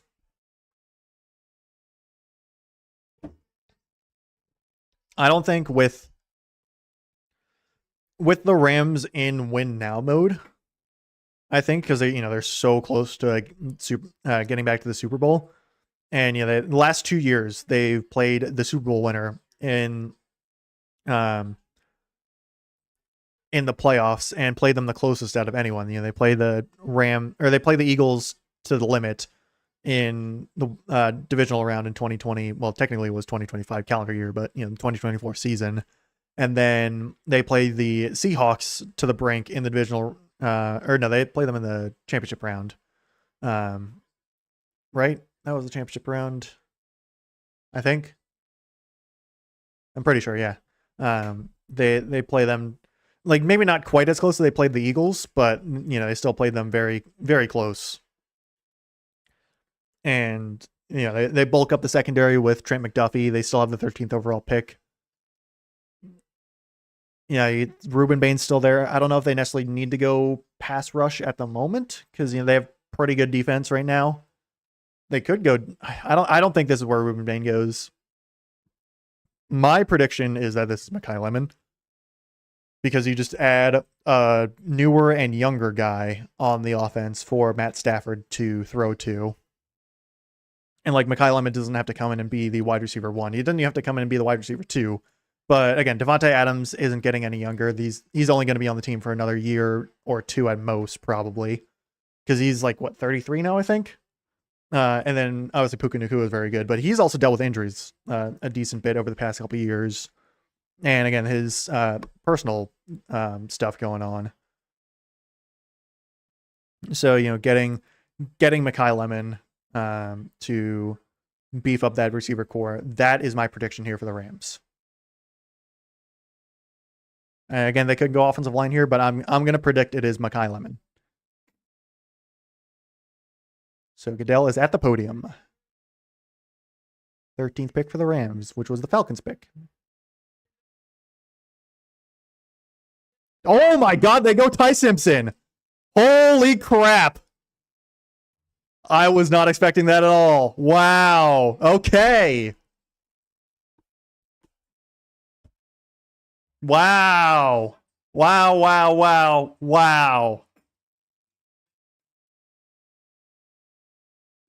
Alrighty then.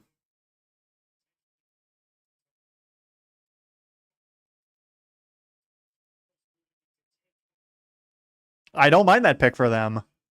I mean, I was just like saying about the whole thing, and they probably should go Ty Simpson, but for the long run, I certainly don't mind that because you can have him sit behind Stafford for a year, maybe more if you want, depending on how much longer Stafford's going to play. But obviously, Stafford's not going to play for that much longer.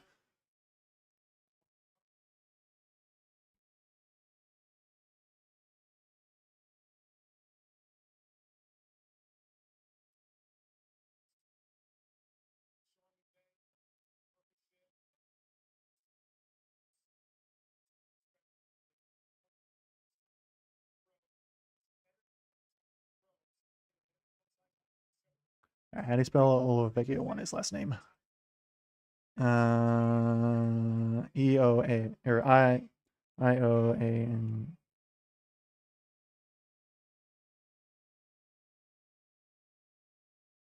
Yeah. So the Ravens here. I think they go Vega Owane because they really need interior offensive line, badly. And Vega Wane is like the top interior offensive lineman on the board still. But yeah, Ty Simpson, the quarterback of the future for the Los Angeles Rams. Gonna be the Stafford understudy.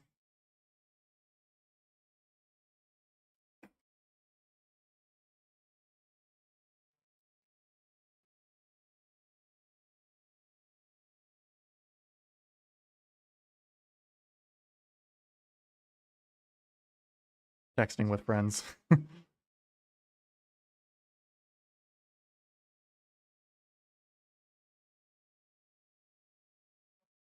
All right, so again, my guess for the Ravens is that they go Vega Wane. The pick is in for them. Bucks could go Ruben Bain now with him still on the board, and they could certainly use a pass rusher. That would be really nice for them.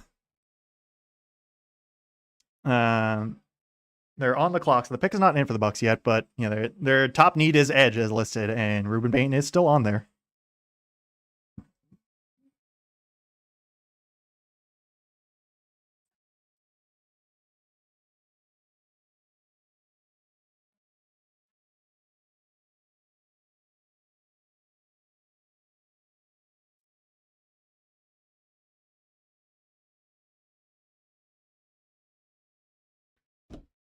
Ty Simpson at 13. Wow. All right. That's getting good. Love it. Love it, love it, love it. And yeah, I'd be very surprised if the Ravens don't go Vega Wane here.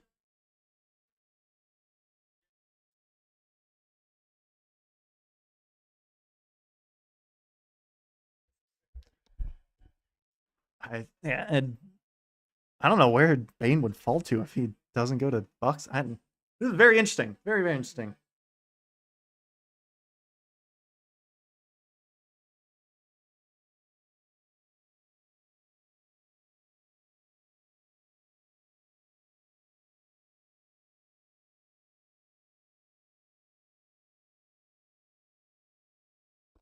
So, yeah, again, Ravens, if this is not Vega Wane, I'll be shocked. But yeah, we'll see. We'll see what happens.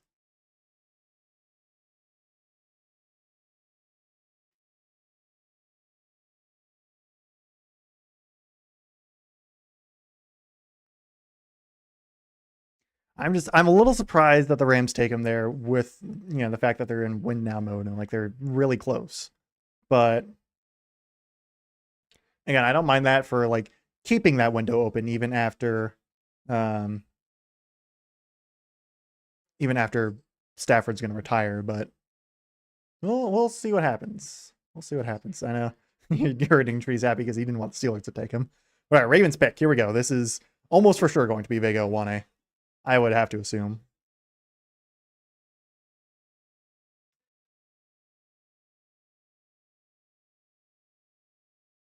Yep, it is Vega Wane. Not surprised there at all. That's probably one of the least shocking picks so far tonight. Not gonna lie. Vega Wane to the Ravens.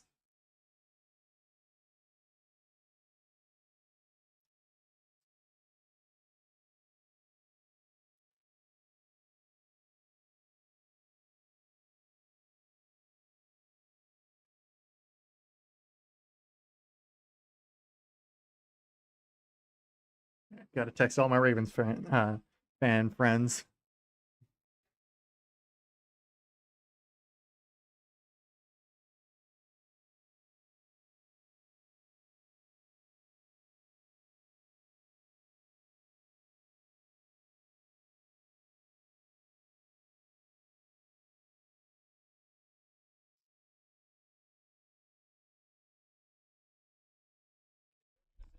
Yeah, the Ravens, everyone who has paid attention to the Ravens knows about the Daniel Faalele struggles.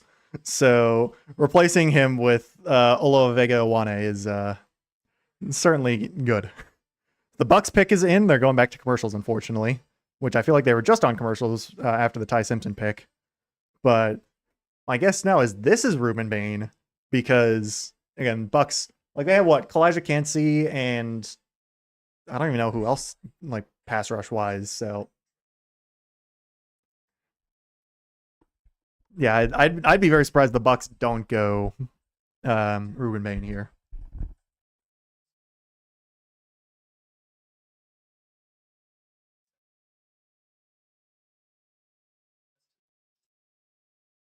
So after that, though, so the Jets at pick 16, obviously with Ty Simpson off the board.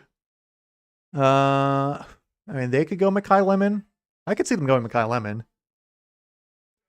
Maybe offensive line. I don't know if they go edge at 16. And unless Ruben Bain falls, like doesn't get picked by the Bucks, then they might go edge and go with Ruben Bain. But it's still very surprising that Bain is,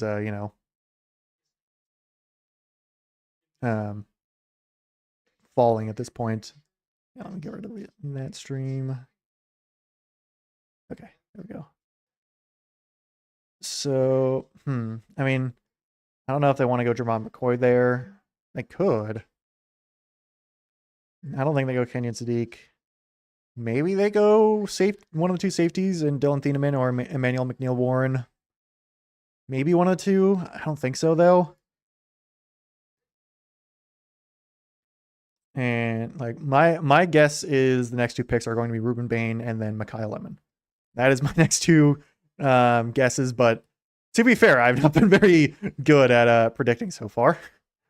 It's been more misses than hits for me at the moment.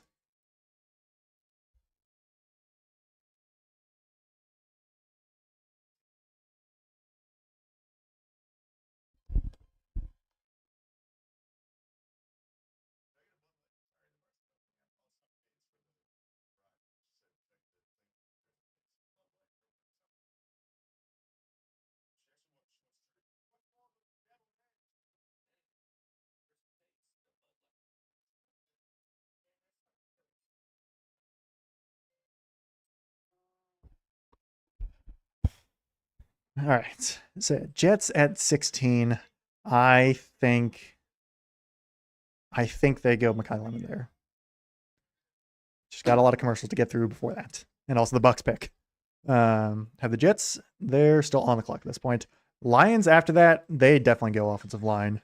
Like they go Monroe Freeling, Blake Miller, not Caden Proctor, Caleb Lomu as well, Max Yanekor. My guess is the Lions would go, if he's still there, they would go with an offensive lineman, and it would probably be Monroe Freeling. That's my guess. Because their line was really bad last year, and it definitely cost them a lot. Because they could definitely use, I think, like, they could maybe use a safety, like maybe use a pass rusher as well. But I feel like every team pretty much could use a pass rusher. But yeah, this is the Bucks pick. They're applauding in the draft room. Again, if this is not Ruben Bain, I will be very surprised, because they could really use some pass rush help, and Ruben Bain is still right there.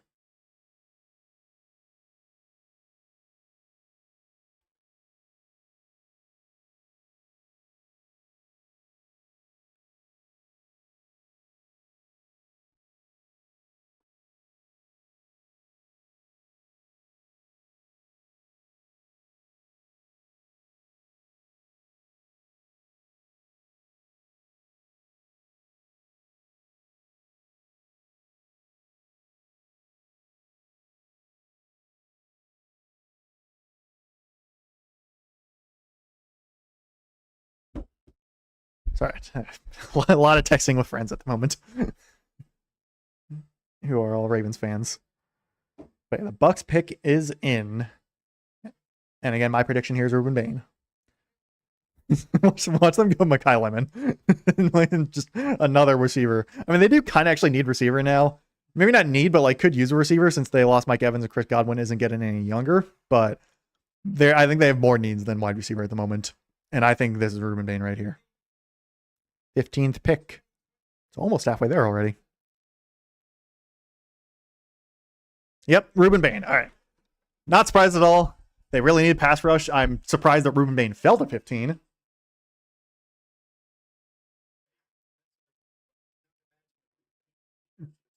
But yeah, that's a really good pick for Tampa right there. I think that's going to be a bit of a steal.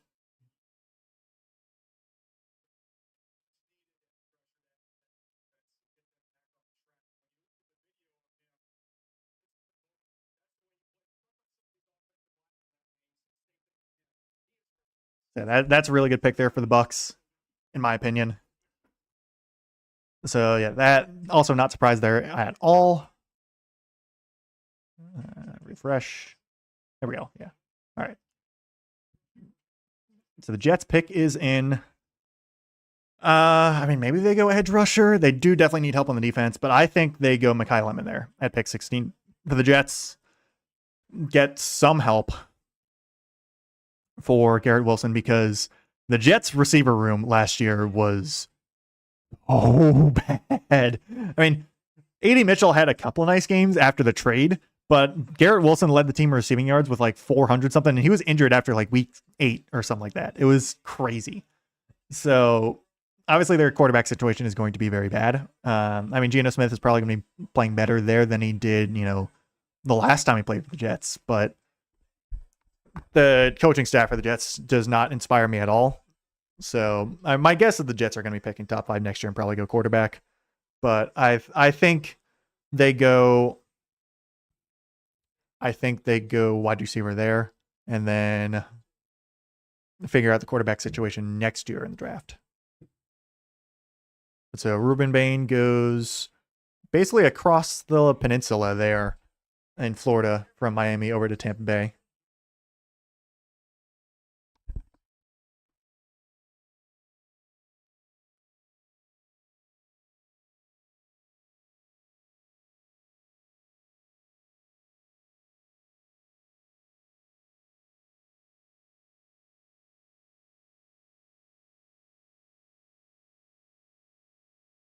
So Lions, I think, Lions definitely go. My guess is Monroe Freeling because that's who it is, the Georgia guy. Yeah, my guess is the Lions go Monroe Freeling. Vikings at pick 18, they have their pick between Dylan Thieneman and Emmanuel McNeil-Warren. In my couple predictions here, I've seen a lot of people mock Dylan Thieneman to the Vikings. Part of it is because a lot of people see white safety, they think Harrison Smith, and because Harrison Smith, he might not have retired yet. There's like mullings or musings, whatever you want to call it. He might come back, but they do kind of need safety help anyway. So I could certainly see the Vikings going Dylan Thieneman at pick 18. Then at pick 19, I've been riding, as I've said before, the Kenyon Sadiq train, tight end out of Oregon, to the Panthers at pick 19. That's my prediction there. Then at 20, if that goes, those 4 picks hold, maybe the Cowboys go Akeem Mesidor out of Miami, or who else is like the other like tier 2 kind of edge rusher that's still there. It's Akeem Mesidor and then TJ Parker or Cassius Howell, Keldrick Falk. Any one of those guys, I could see the Cowboys taking one of them at pick 20, which would be annoying, but I wouldn't be too surprised if the Cowboys go edge because there's decent enough choices there for them. My guess is they would go Akeem Mesidor. I'll go with that. That's my my prediction at pick 20 at the moment. And then the Steelers, I have no clue who the Steelers would go with. They could go Omar Cooper Jr. At line or wide receiver. And I don't know. We'll see what happens. But yeah, Jets pick is in. Goodell is walking to the podium. And who did I say for this? I said Mekhi Lemon for this.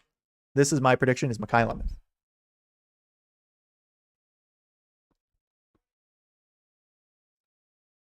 Jets select. Oh, wow. They go Kenyon Sadiq. They definitely did need tight end, but I'm surprised they go with tight end. So Kenyon Sadiq to the Jets. All right.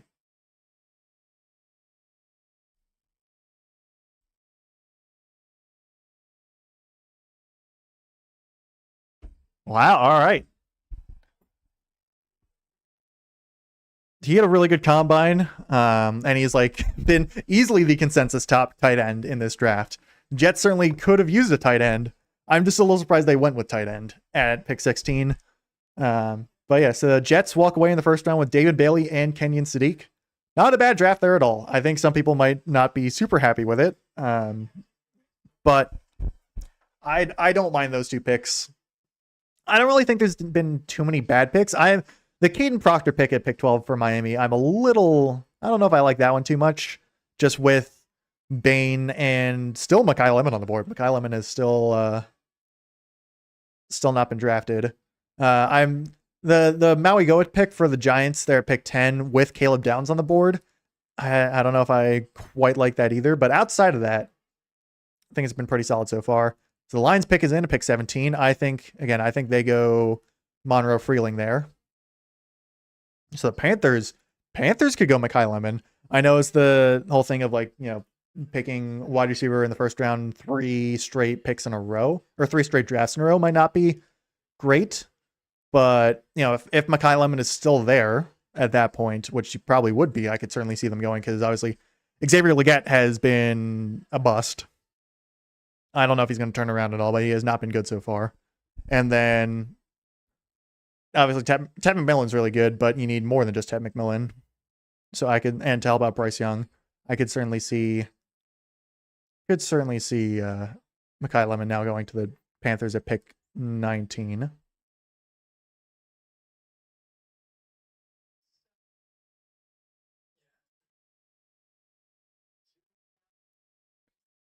But yeah, I love the Ravens pick at 14. Love the Bucks pick at 15. I'm not against the pick at 16 for the Jets. And we'll see how it goes. So we're now officially halfway through the first round of the NFL draft. Love that.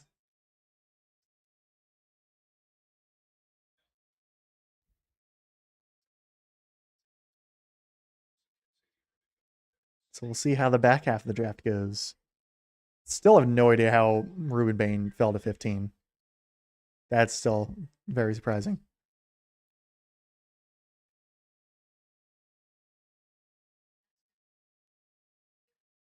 So, all right.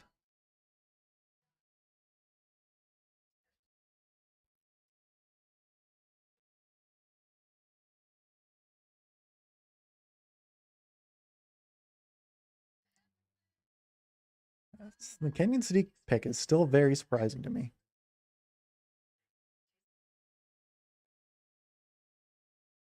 Just a little surprised they went with tight end. But we'll see what happens there. We shall certainly see.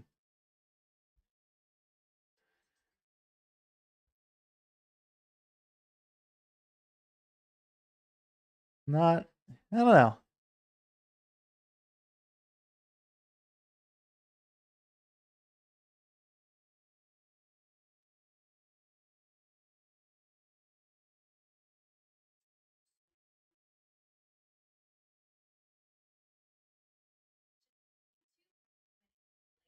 I am very curious to see what happens to Kayvon Thibodeau after this.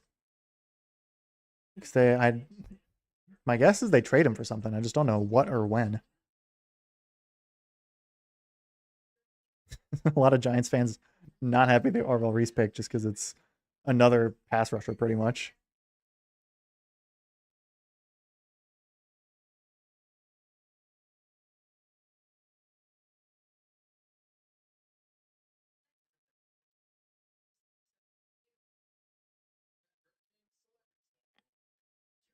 Definitely love walking away with Sonny Styles. That's really good.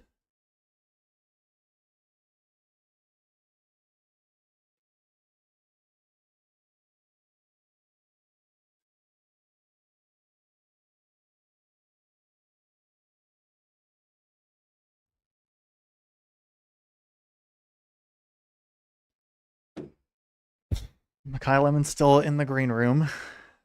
Checking Twitter. I don't know what he's doing. But yeah, I'm assuming here that the Lions go with an offensive lineman. Who it is, my prediction is Monroe Freeling out of Georgia, but could be anyone. You know, I mean, I along with, I mean, I'm going off the Daniel Jeremiah big board just for my latest reference, but I think a lot of people had Francis Mauigoa going as the first offensive lineman, and he was not. He was Spencer Fano was the first one. So we'll see what happens. Caden Proctor also went very high, and I don't think a lot of people had that on their mind.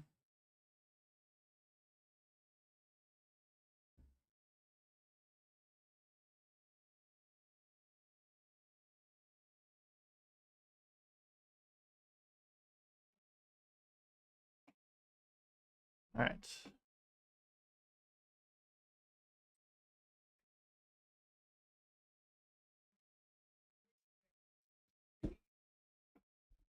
So there's a Make-A-Wish kid there who's a Lions fan who's going to be announcing this pick. It's nice. It's always sweet.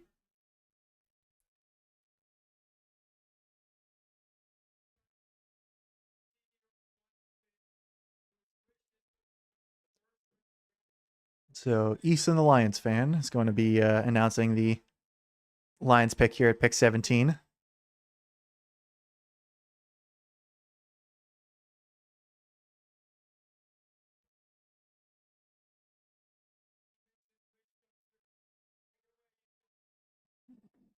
So with the 17th pick,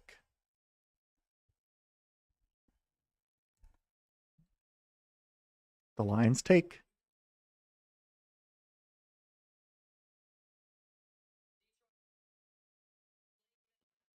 Blake Miller. Okay.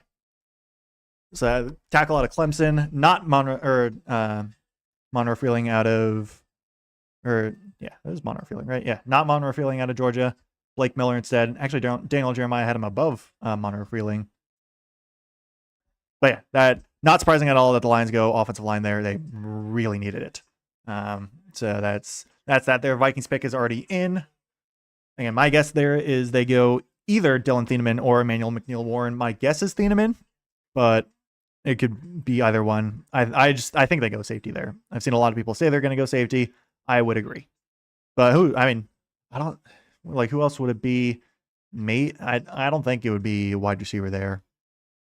I don't think they could use a wide receiver, but I don't think with the other needs that they have, that they would go wide receiver there.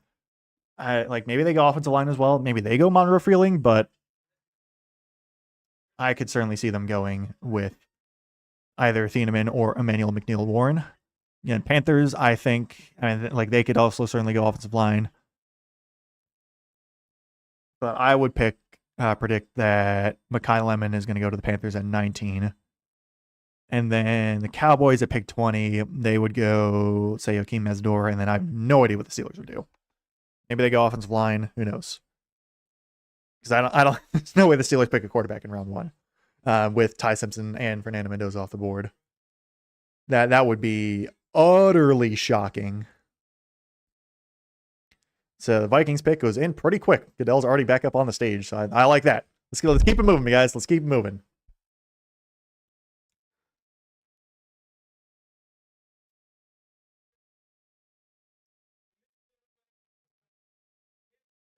Caleb Banks. Whoa. All right. Vikings go defensive line. Wasn't ranked super highly on, I think, a lot of the boards. Daniel Jeremiah, I think he just said he had him as the 51st player on his big board. Actually, I scroll down to because I can actually look at it. He had him as 51 on his big board. But the Vikings definitely did need interior defensive line help a lot. I know they just cut Javon Hargrave and I think it was Javon Hargrave, right? And then also Jonathan Allen. And they were guys they brought in to help. So, getting a guy to fill that role is certainly good. Don't know if it's worth it there, but I don't know. This is it was really after pick 7. I stopped really after pick 10. Really, not that I stopped caring, but it's I wasn't quite as invested in the draft, so I don't know these guys as well. But yeah, so that leaves a lot of guys on the board still. Pick is in for the Panthers. Again, my prediction there is Mekhi Lemon, but they could also certainly go offensive line. Maybe they go Dylan Thieneman as well. Who knows? But Mekhi Lemon is certainly falling a lot. Cowboys, I'm going to predict Akeem Mesidor. Steelers, they could go Monroe Freeling. Okay. Eagles traded up with the Cowboys to pick 20. So they trade up 3 spots, leaping over the Steelers and the Chargers. The Cowboys have made Cowboys made trade with the Eagles. Oh, that's how they made. They made 2 trades now actually. So they were with both of their first round picks actually. So they traded up 1 before and then traded down 3 with their second one. So the I wonder who the Eagles are going to go pick there. I don't know. Maybe they go. Do they go safety? They might go wide receiver. They could go wide receiver, especially if they're going to try and trade away AJ Brown. I don't know. Well, this is now very, very intriguing for what the Eagles are going to do there at pick 20.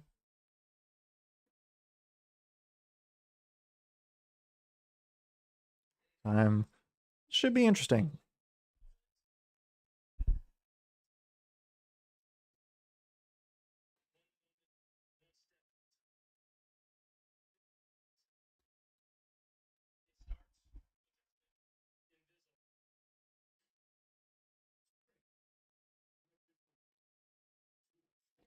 This is a fun one so far. I like this draft. I feel like there haven't been too many big like whiffs.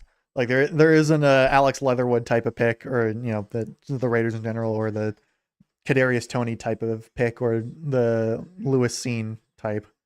Hasn't been anything like that yet, but it's been fun so far. I'm very curious to see who the Eagles are going to take.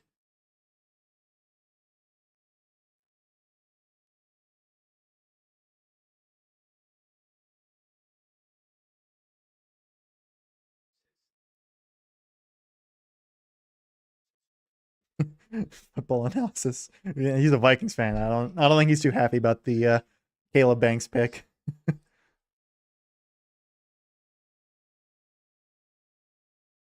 I'm gonna have to go. I'm assuming he's streaming it. I don't know if he is or not, but that's very funny. So Eagles receive pick 20, Dallas receives pick 20, 114, and 137. So a couple, I think, like 4th round picks roughly. That the Eagles give up to move up a couple spots. I don't know. We'll see what happens pick wise, or like who they select.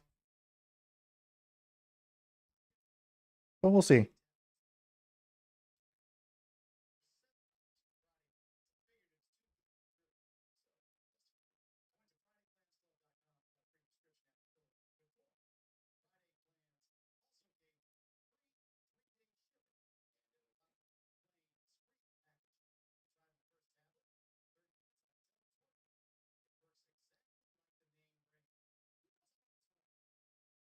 Yeah, just checking Twitter again here.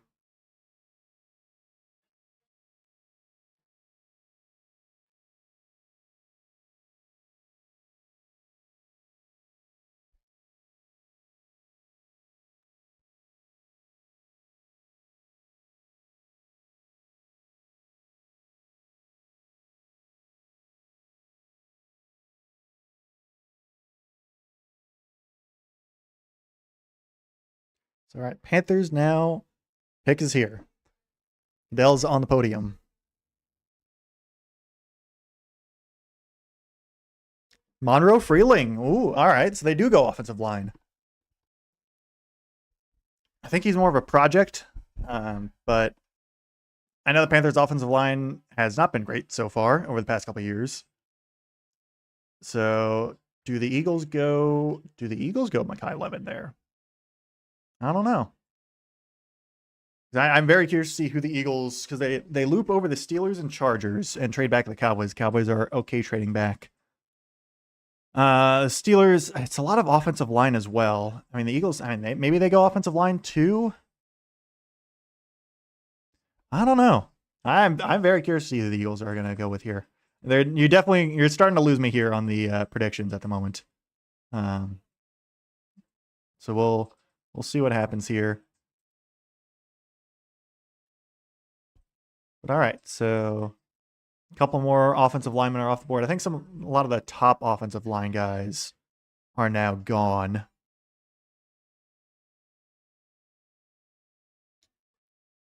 So there's still a lot of like the late first round edge rushers still up there. So Keldrick Falk, Akeem Mesidor, TJ Parker, and Cassius Howell, at least according to Daniel Jeremiah. Caleb Lomu's also there. Max Iannacor still there. We'll see what happens. I'm really curious to see who this Eagles pick is going to be. Roger Goodell is walking to the podium. Who did Howie Roseman trade up to get? And who am I going to have to root against for the next couple of years?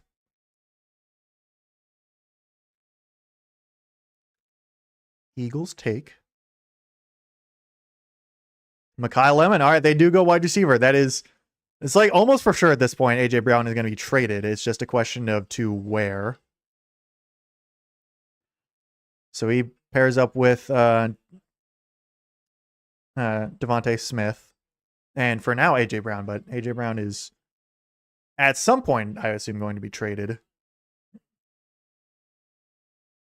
Which is, I don't know too much about Mekhi Lemon. So we'll see. And it is what it is. I don't know if the Eagles really needed to trade up for him. Not gonna lie. I don't think the Cowboys would have taken him. The Steelers might have taken him. I think that's probably who they were looking to loop up and loop over. But I don't know if the Steelers would have wanted to go Mekhi Lemon there. I don't know.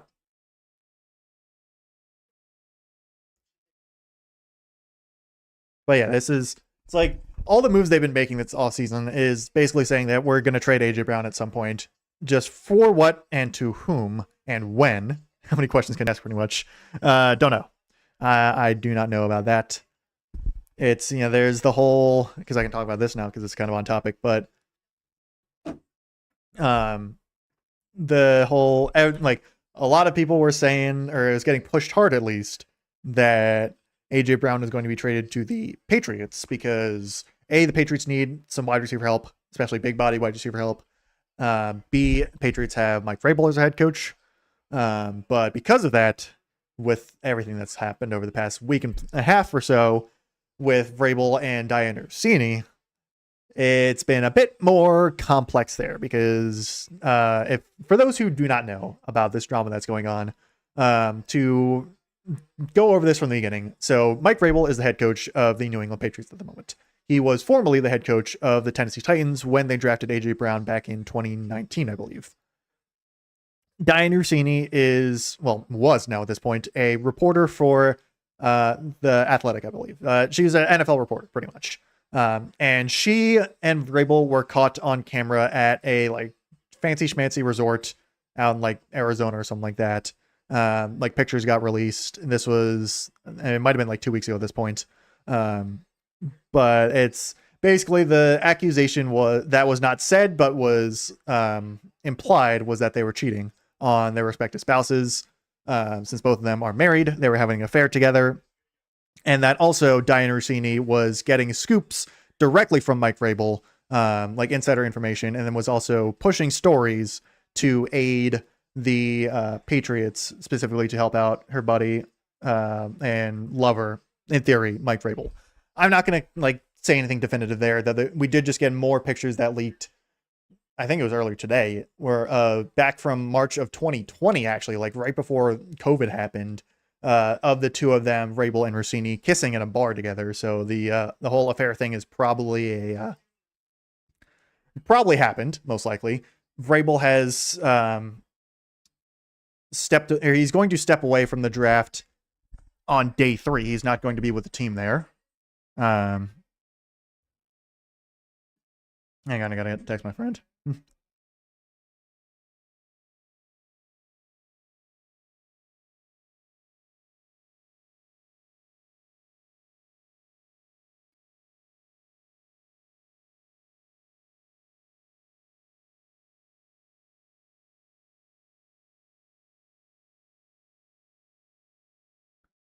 hang on. How do you spell Kenyon Sadiq's last name? Oh, it's just one Q. Okay, cool. Anyway.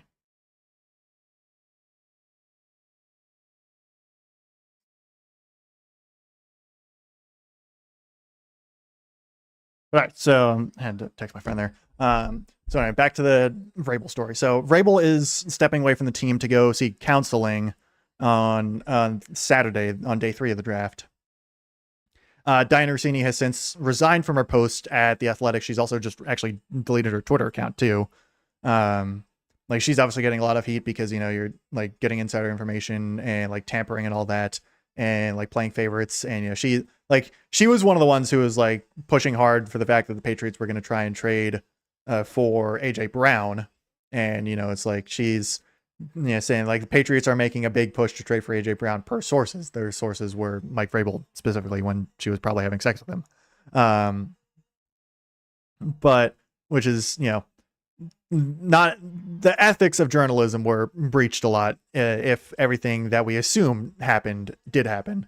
For Vrabel though, who knows what's going to happen with him if he's going to be the coach of the Patriots anymore.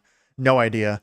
But essentially what it means for AJ Brown and getting traded to the Patriots, who knows at this point? Honestly, who knows? Because that situation is just really messy and is still developing. So we'll see if like the NFL tries to take action. It's like, it sucks for Rossini's husband and their kids, and then it sucks for Vrabel's wife and their kids.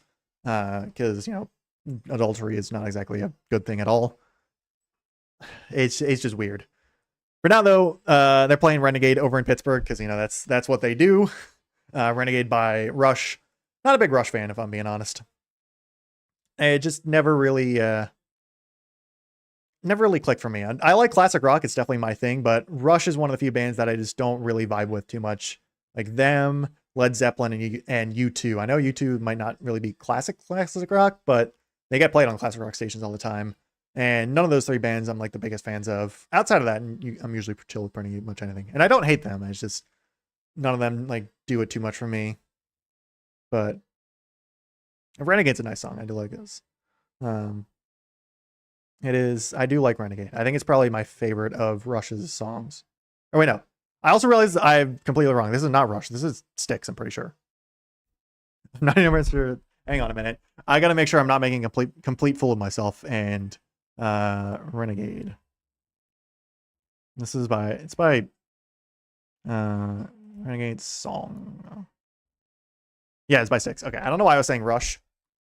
Styx I like. I don't mind them.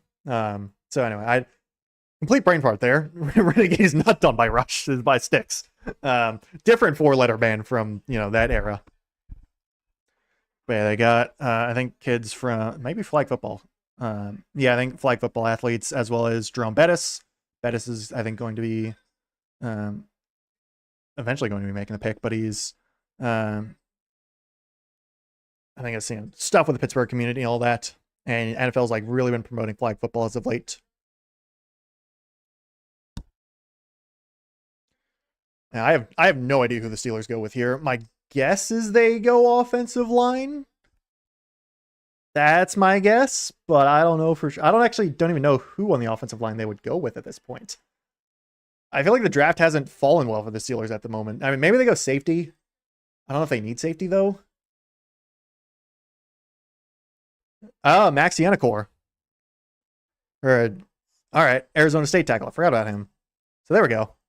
They do go offensive line. I don't know if it's Yannichor or Yannicor. I'm saying Yannicor because I think it sounds cooler, but yeah, they go Max Yannicor, tackle out of Arizona State. I don't mind that pick for the Steelers. They definitely need some more help on the offensive line. So I think it's Broderick Jones who struggled a lot, but I don't remember if it's him specifically because they drafted a couple offensive linemen over the past couple years early, and like I know it's one of them hasn't worked out all that well. Dallas also got a 2027 7th round pick from the Eagles in that trade. So all right, that puts the Chargers on the clock. Is there any like offensive linemen left? Because they need interior offensive line. I don't know who that could be, but they also could definitely use some help on the defensive line. And there's still plenty of guys there that are available.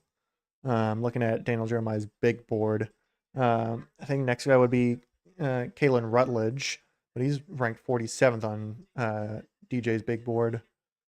So I don't see anyone else at the moment. So yeah, we'll see. My guess is Chargers will go with someone on the defensive line. Like they could go, Akeem Mesidor, TJ Parker, Cassius Howell, Keldrick Falk, one of those four. I don't think they go. I don't think they go wide receiver. Maybe they go cornerback. Either Jermon McCoy or oh, hang on, whoops, wrong page. Who's the other one? Colton Hood out of Tennessee. But my guess is the Chargers go with a defensive lineman of some variety here at pick 22.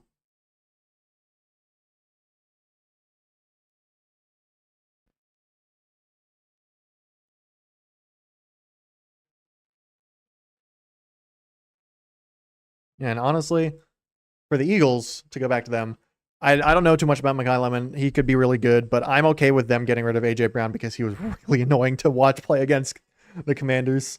Even if he didn't have, the best year last year, it's yeah, the Eagles have like completely revamped their wide receiver rooms. That's Dontavian Wicks they traded for, also signed Elijah Moore and Hollywood Brown, and then they just drafted Mekhi Lemon. They still have Devontae Smith, so it's for what's most likely going to happen is them trading away AJ Brown, most likely to the Patriots. We'll see what happens there.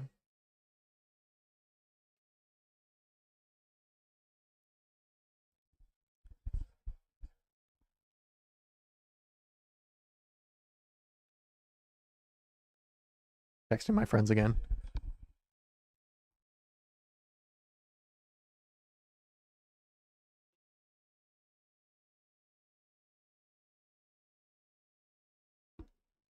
All right.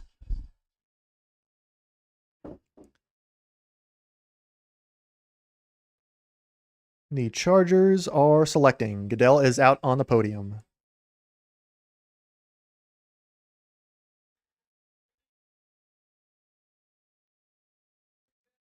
So the Chargers are going to take Akeem Mesidor. Yep, that's what I thought.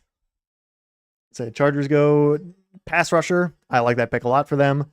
Because I'm not sure if Khalil Mack's even on their roster at this point. And outside of that, their pass rush has not been all that good. So getting Akeem Mesidor, who played opposite of Ruben Bain, will now star there over in LA. So I like that for them. Cowboys at this point, they could probably go. I'm assuming they're going to go pass rusher here at this point. They've stalled long enough. I think they go pass rusher. Probably my guess. Who do I want to predict? I could see TJ Parker. Yeah, I mean it's between TJ Parker, Cassius Howell, and Keldrick Falk. Maybe Peter Woods as well. If teams really like him, but he's more of an interior guy, so I think Cowboys would rather go edge. I think the Cowboys are probably going to go with who do I want to predict between these three? I'm going to predict Cassius Howell just because he went to Texas A&M, so he can stay in Texas. I feel like for some reason every time I've seen a mock draft with Keldrick Falk going to team, no one wants to take Keldrick Falk. I don't know why. I don't know what he did to like make everyone hate him, but Keldrick Falk it's weird. I don't know what's going on there. But anyway, the Cowboys, Browns, Bears, and Bills are coming up.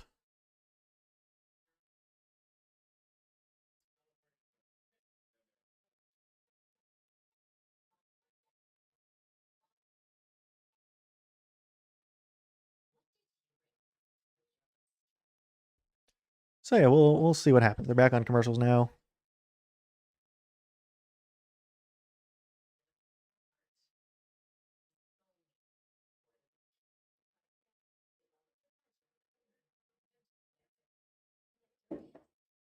So yeah, I think it's gonna be pass rusher here. Cassius Howell's my prediction. Browns, I have no idea who the Browns would want to go with. They already picked Spencer Fano. They could go Omar Cooper Jr. I could certainly see that happening because they could certainly use some help at wide receiver. Bears, they could definitely go with Thieneman or Emmanuel McNeil-Warren because they could certainly use some help at safety, and I wouldn't mind that for them. Bills, I could also see them going, edge. I could certainly see them doing that. Maybe offensive line. If they go edge, I could probably, my guess is they would go TJ Parker. I don't know. And then 49ers, I don't know. Maybe they go Casey Concepcion.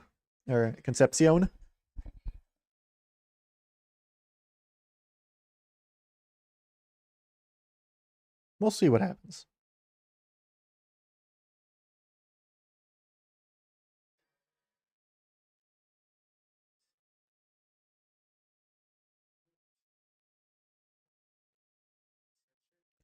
We shall see. So after that, after the 49ers, Texans, I could certainly see them going offensive line. My guess is they probably don't go defense, the Texans. I mean, I don't know who else they would want to go with at offensive line. Potentially they could go Jadarian Price. They really want to go running back because Woody Marks was just really injured, and outside of him, it was really bleak there for the Texans. I don't think they go running back, but I could, maybe see that. Pick is in for the Cowboys. Chiefs. Maybe they go Denzel Boston, potentially. Dolphins. If Denzel Boston's there, I think they go wide receiver at 30. If there's a wide receiver they like there. Patriots. I don't know. I'm very curious to see how these last 10 picks or so. 2, 4, 6, 8, 10. Yeah, these last 10 picks. I'm curious to see how these go. Because there's a lot of it seems like there's a lot of decent prospects still available. And a lot of positions that are shared of need.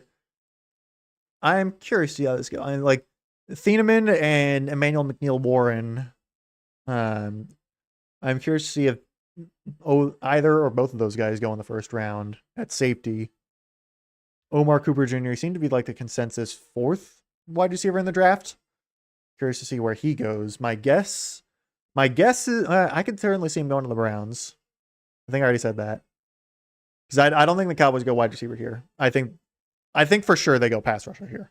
I'd be shocked if they don't, honestly. Because they already got a guy for the secondary in Caleb Downs.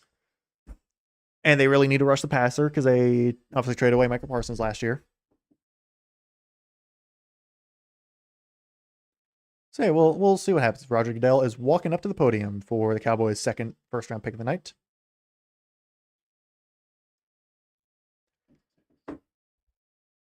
So the 23rd pick, the Cowboys take, drumroll please,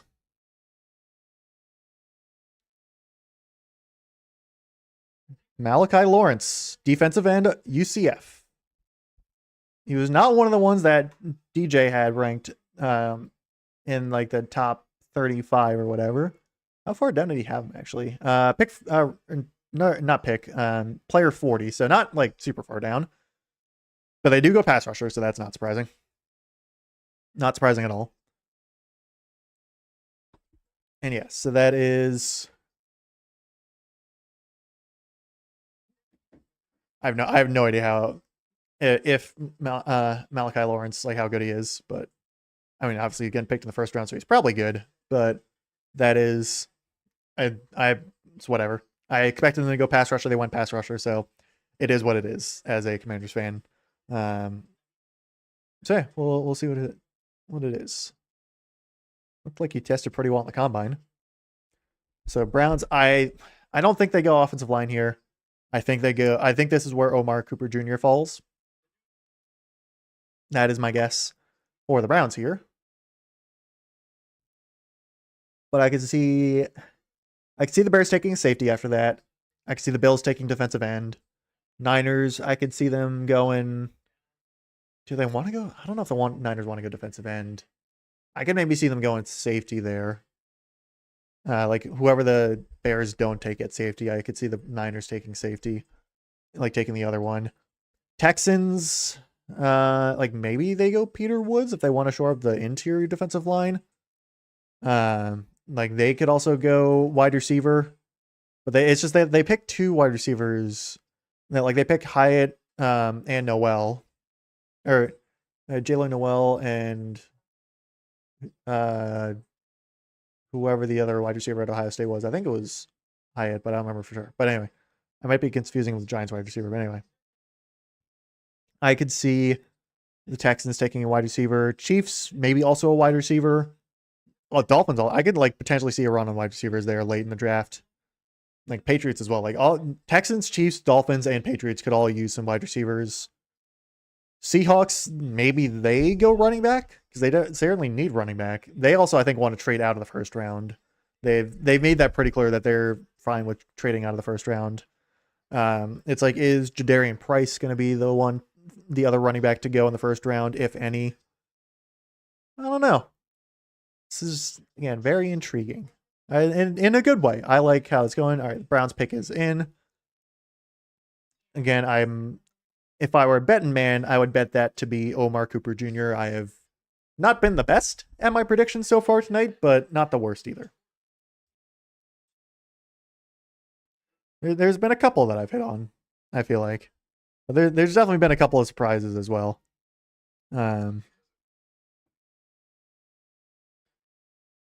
So yeah, we'll see what happens. Let's see. Sorry about that. Yawn. Any more baseball going on? I don't think so.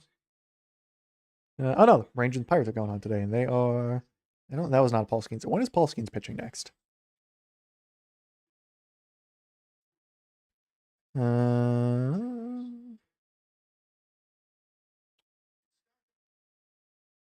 Paul Skeens is pitching tomorrow. Okay, sweet. Need him to put up a good performance because I need more points. Do I have a pitcher scheduled for tomorrow? No. Well, I have Paul Skeens, but no, I need to drop Edward Cabrera for someone. Who's pitching tomorrow? Emmett Sheehan against the Cubs. I don't really like that. Andrew Abbott against the Tigers. Don't really like that. Has Abbott, how many he pitched? Oh, he just had a rough start to the season. Painter against the Braves. Andrew Painter. Don't know if I like that either. I don't really like too many of these. Yusei Kikuchi. Oh, he's going against the Royals. And just pitched well. Might go Kikuchi. Nick Cameron. Or Noah Cameron. You know what? Let's go with Kikuchi. Why not? This could be a bad idea. But I'm going to go with Kikuchi against the Royals because the Royals just have been really bad. And then, all right. Adley is going to play. Oh, hang on. Torres can slot there. Put Adley there. Bring back Chandler Simpson. And put in Weatherholt there. Sweet. So I can actually field almost a full lineup. I only have Manny there. All right. Yeah, that's fine. The Browns pick is in. We're getting back off of commercial break. And I don't think the Browns go offensive line again. We'll see what happens.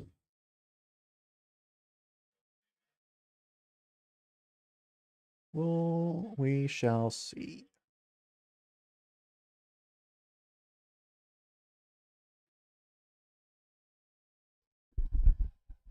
All right, Goodell is walking out to the podium for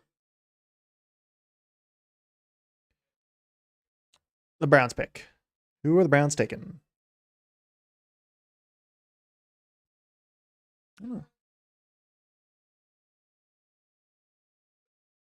Oh, they do Casey Concepcion. They do go wide receiver, just not Omar Cooper Jr. wide receiver to Texas A&M. But yeah, I wasn't super surprised that they go wide receiver there. They certainly needed help at the wide receiver position.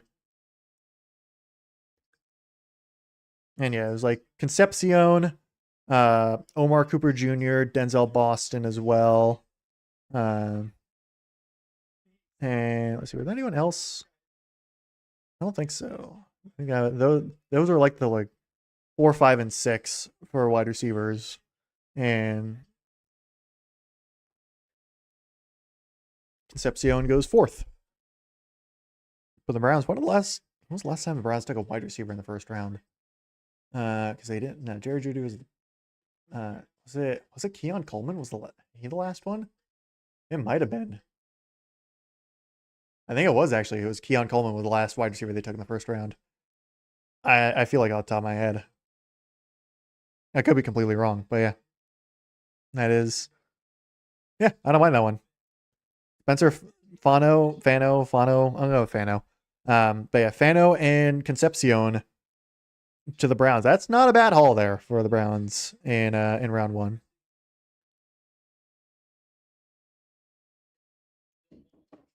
So that certainly helps because they have a very young offense. Obviously, Shedeur, he's slated to be the starting quarterback. Quinshad Judkins is coming back from his injury. Hopefully, he'll be okay for his sake. Harold Fannin Jr., he had a really nice rookie season there at tight end. So yeah, I don't mind that one. Bears taking a while. Their pick is still not in for the Bears at the moment, at least on the TV broadcast. Let's see, to say it's in here. Nope, still on the clock. The Bears are taking a while here. Again, they're saying they need safety help. Pick is now in. There's still 2 safety prospects on the board in Dylan Thieneman and Emmanuel McNeil Warren.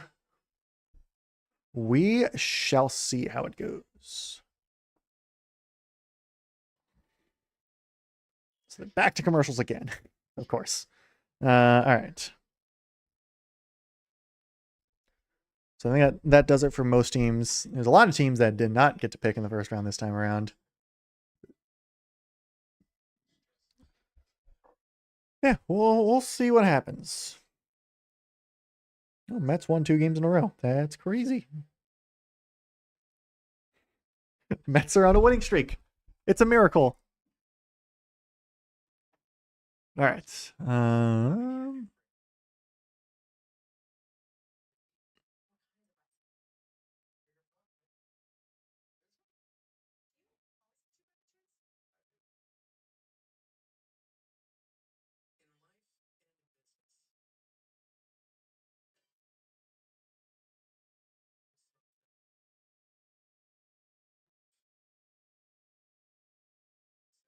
All right, time to downvote everyone who's saying stupid stuff on Reddit on the Commander sub because they're stupid and dumb and don't know football. Gotta love online stuff. Yeah.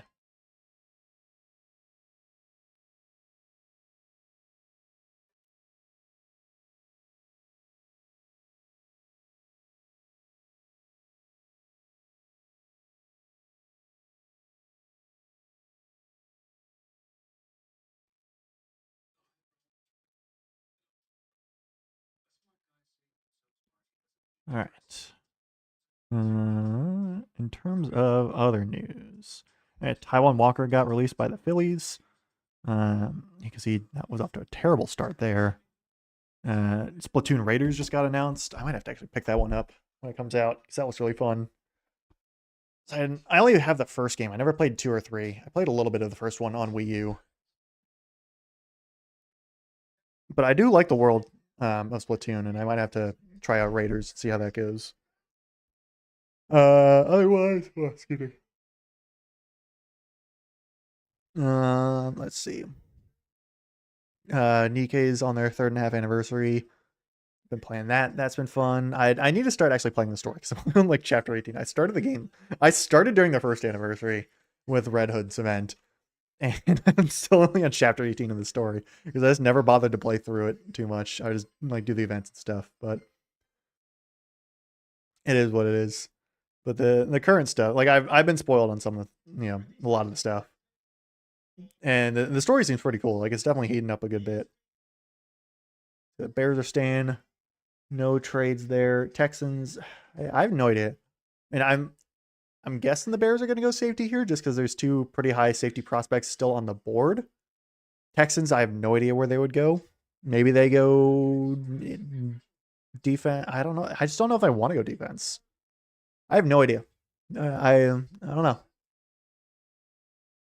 The Niners also, yeah, I don't know. We'll see what happens. Because there's still Omar Cooper Jr. and Denzel Boston as like two of the pretty highly rated wide receivers on the board, and there's a lot of teams that could take them.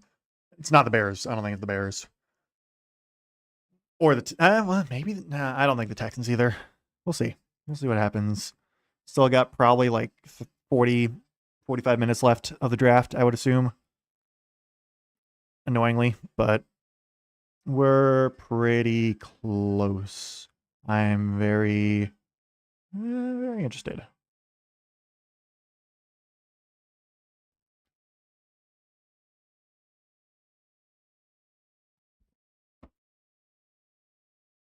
Oh, the Texans actually traded up. Oh, the Texans actually traded up with the Bills. I just realized that. So they traded up 2 spots with the Bills. Texans get obviously 26th pick. They also get the 91st pick over in the 3rd round. Bills get the 69th pick, so like early 3rd round, and pick 167. So that's probably a 5th rounder, maybe a 6th rounder, but I think a 5th rounder. But anyway, the Bears are up to pick. I'm going to guess Dylan Thieneman. That is my guess. It is, in fact, Dylan Thieneman. So there we go. The needs tracker was correct. They did need a safety, and they went safety. So they go with Dylan Thieneman out of Oregon. So I think Viking fans are not too happy about that because I think a lot of them wanted Thieneman, and he goes to a division rival instead. So that's actually got to kind of suck for them.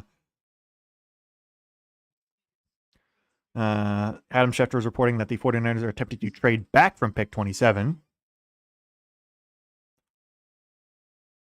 Football Analysis is not happy about that. Yeah. I like that for the Bears.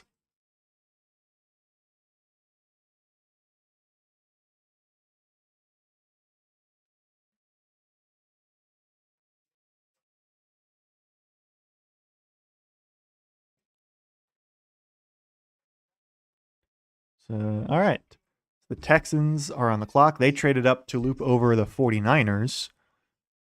And the 49ers just traded to the Dolphins. So they Dolphins go up 3 spots with their second first round pick.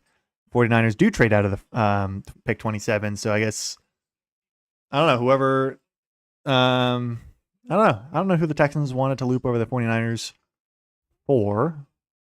But the Niners were comfortable trading back at that point, which I could see. I feel like they have enough on their roster that they like don't really need to reach for a player, and they can just kind of see how the board settles and accrue more picks as well. That is the benefit of trading back. But because I think the Bears lost Kevin Byard. Actually, where is Kevin Byard at the moment? Let me check that. Because I don't think he's on the Bears anymore. I just forget where he went to. Kevin Byard. It's not who I wanted to click. Kevin Byard is currently on. Oh, yeah, he's on the Patriots now. That's what it is. So yeah, the Bears definitely needed a bit of safety help there. So the Texans pick is in. The Dolphins traded up. My guess is they probably go receiver to try and loop over the Bills and the Chiefs. And again, I don't think the Texans go wide receiver, so my guess is the Dolphins go Omar Cooper Jr. That's what I'm going to predict. And the Texans, I have no idea who they're gonna go with. I got nothing there. No idea. And then the Bills, don't know. Chiefs, yeah, we'll see what happens. We shall see. Yeah, I feel like the middle of the draft was like some of the selections were kind of interesting, but there weren't any trades or anything like that. So it's like it was a little bit of a dip, but now it's getting interesting here in the late parts of the draft. So I like that. I love it when the draft is interesting.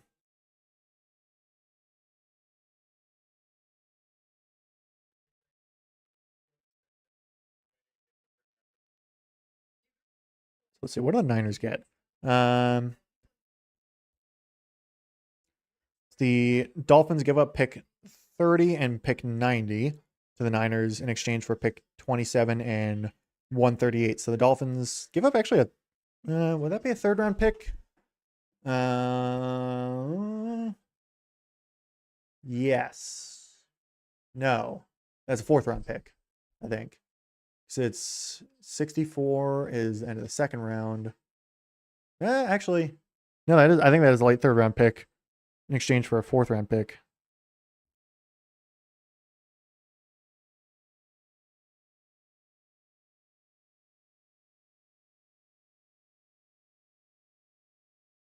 It's just all bots in the comments of Rappaport's thing because it's so early. It's a decent haul to give up for a couple picks there. But all right. Pick is in for the Texans. I have no idea who the Texans are going to go with here. I'm very interested to see. And then it's going to be, Dolphins, Bills, Chiefs, Niners, Patriots, Seahawks. Curious to see if the Seahawks actually do trade out of the first round as well. Who do the Texans take here? Do they go Emil McNeil-Warren, maybe? No. Keelan Rutledge, offensive lineman. Yeah, there he was. Interior offensive lineman. Yeah, makes sense because Texans do need offensive line help.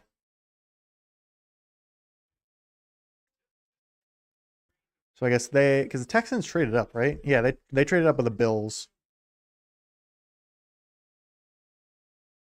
So I guess they were looping over the 49ers then.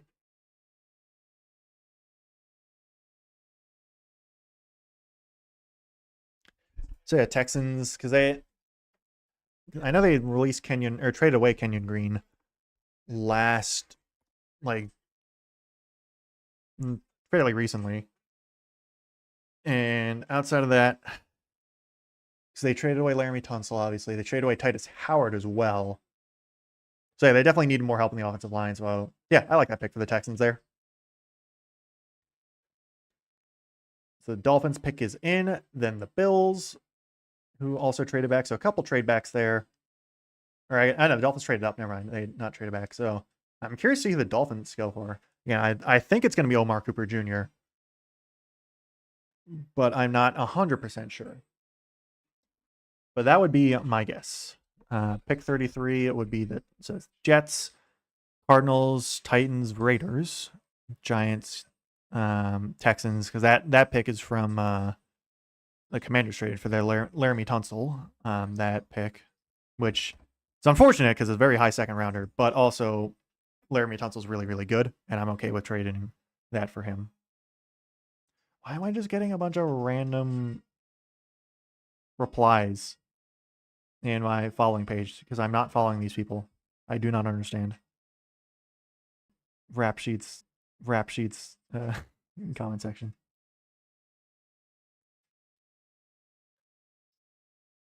All right, OBS is having some issues. I don't know.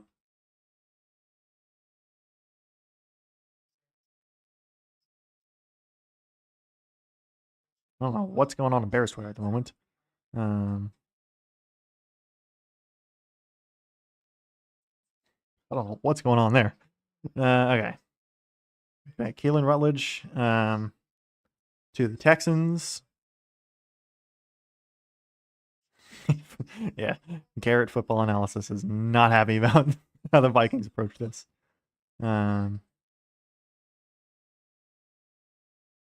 Yeah, Diane Orsini is going absolutely radio silent at the moment.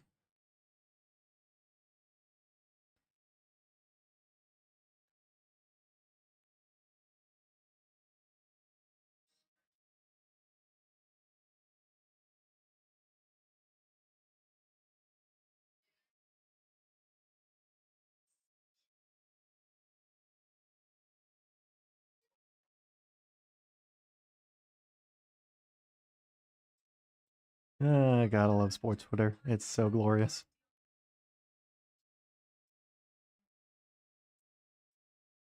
Gotta love sports Twitter. So yeah, Dolphins pick is in. Bills on the clock. The later rounds of the draft are so much nicer when they just speed through them. But yeah, you gotta always draw out the first round.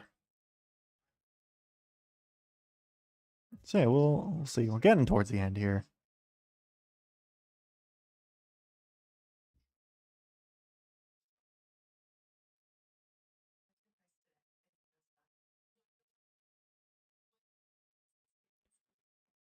What else has been happening at the moment?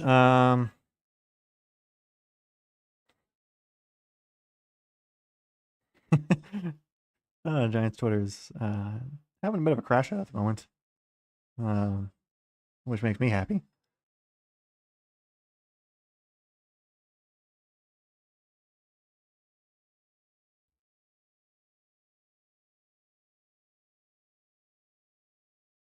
The Dolphins pick is in. They should hopefully announce that pretty soon. What else has been happening? Oh yeah, the Mandalorian and Grogu's coming out soon. Maul Shadowlord has been awesome. I'm going to talk about some of that on my podcast episode on Saturday. But yeah, Maul Shadowlord has been awesome. Love that show. Andor season 2 was like premiering 1 week ago today, or 1 year ago, like around this time. Like I think the first arc was ending around this time, and I want more of that entire team to do more Star Wars because it was so good. But I think that's not going to happen anytime soon. We'll see what happens. So Dolphins are up to pick. This is Roger Goodell is going out to the podium. My guess here is this is going to be Omar Cooper Jr. Dolphins select. No. Chris Johnson, DB, San Diego State. Dolphins go cornerback. All right. So their offense is just going to suck for a little while.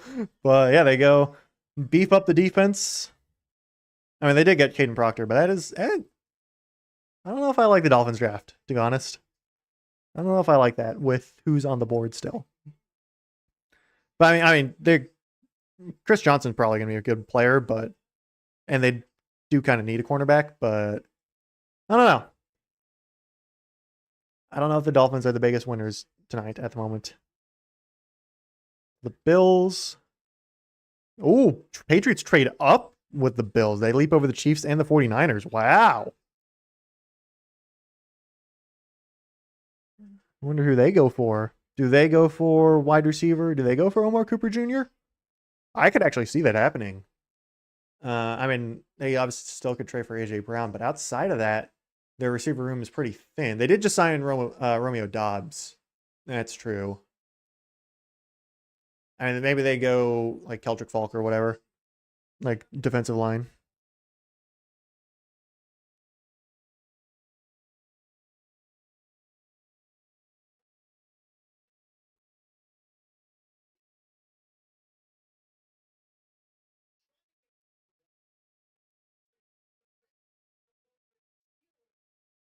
That's pretty funny. So Rappaport's saying, so for Mekhi Lemon, the Steelers were going to draft Mekhi Lemon, and they were on the phone with him when the Eagles traded up with the Cowboys. And so the Eagles were trying to call Mekhi Lemon, and he was on the phone with the Steelers at that point. So I guess he had to hang up, answer the phone for the Eagles, get drafted by the Eagles instead of the Steelers. So that sucks for the Steelers. That they get looped. Now it's pretty understandable there that the Eagles traded up to go and loop over the Steelers to get Mekhi Lemon there. Patriots trade up. Their selection was also immediate, so they clearly want someone here. And it was instant there. They looping over the Chiefs and the 49ers, whoever this is. I don't know if it's going to be Jerron McCoy, because he's still on the board. Goodell's already up there. Hang on, I gotta click off or not look. I think it's already selected there. No, I'm not looking. I'm not looking at the thing. I'm not looking at whoever this is.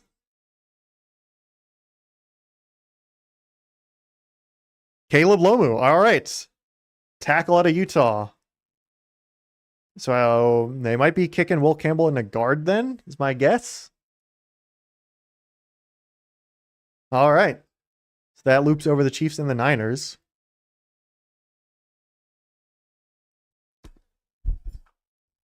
So I don't mind that too much. Obviously, we saw how bad the Patriots offensive line was getting bullied in the Super Bowl. So I don't know if they're gonna have Lomu play guard or Campbell play guard, one of the two. But that's I mean, because I think they still have Morgan Moses at that point.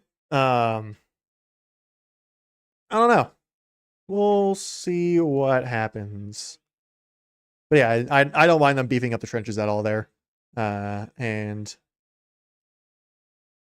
I just don't know if it's like if he's going to play tackle and Campbell's going to play guard. If they both play tackle, Campbell goes play guard deep and Lubin plays tackle. We'll see what happens. But yeah, that's definitely beefing up the trenches. Don't mind that at all. Chiefs made their pick. Niners on the clock. Chiefs could certainly go wide receiver here. Maybe this is where I'm going to just keep manifesting Omar Cooper Jr. at this point. I don't know. We'll see what happens. We'll see. Lomu was a big dude as well.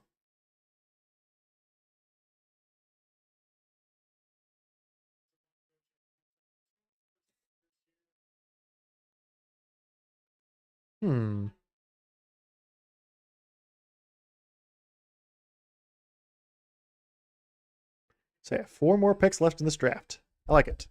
Getting there. It's 10:45. A little late, but it's whatever.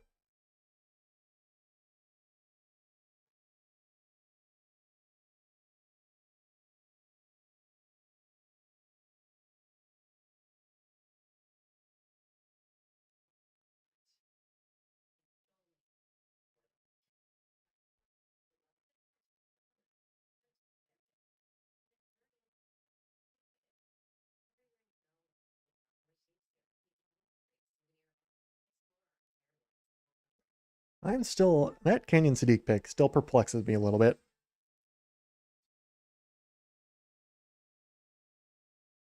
Still a little bit perplexes me slightly.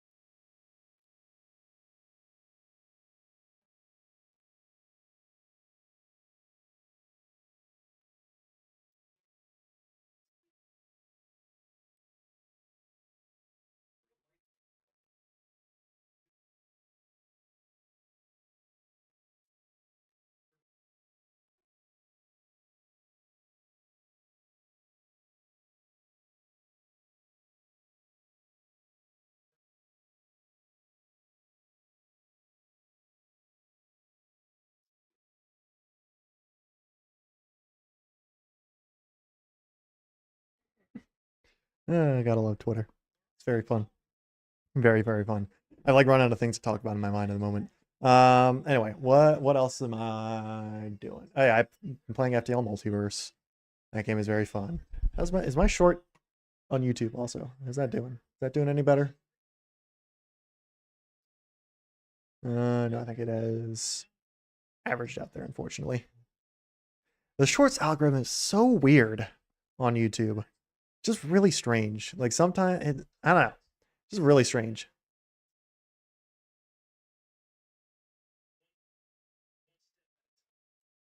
But all right. So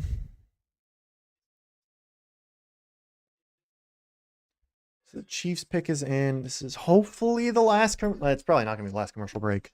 Oh wow, the Jets traded up with the. Wait, that was the 49ers pick. The Jets traded back into the first round. Right? Whoa, who are they gonna pick? Whoa, all right.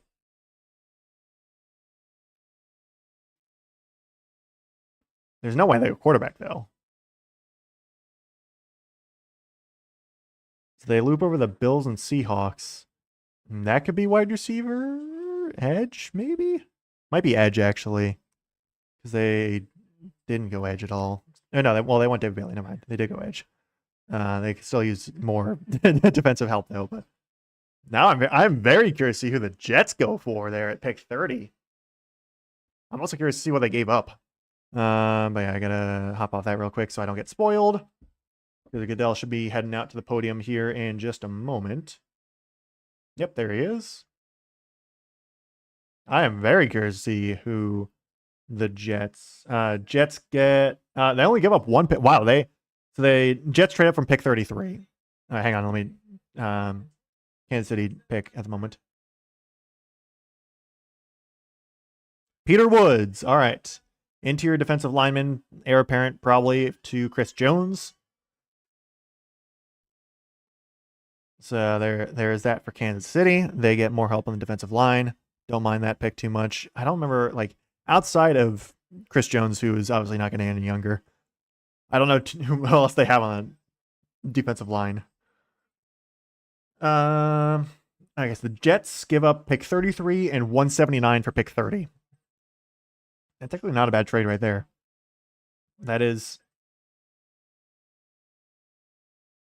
kind of surprising, right? Like giving up basically, I think, like a 5th round pick to go up 4 spots, get back into the 1st round to get that 5th year option for whoever the Jets want there. I am very, very curious to see who the Jets go for here. My guess is it's someone on the defensive line, but I don't know. I don't think this is going to be a quarterback. It could be. It could be, but I don't think it will.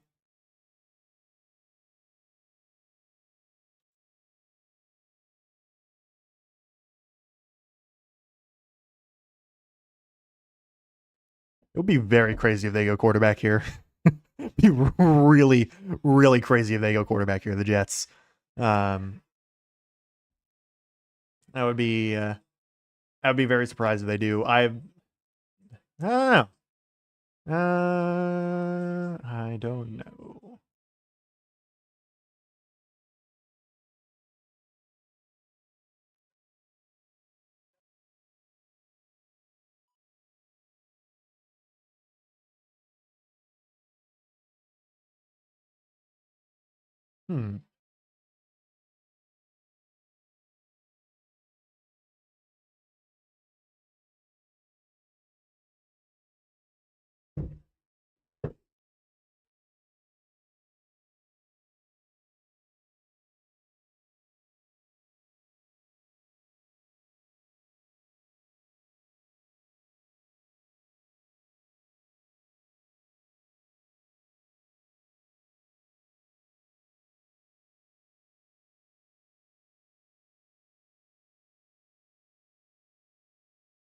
There's a guy with a Mandalorian's helmet for the Jets. That's cool. So, all right, Goodell should be walking out here. I am really, really this.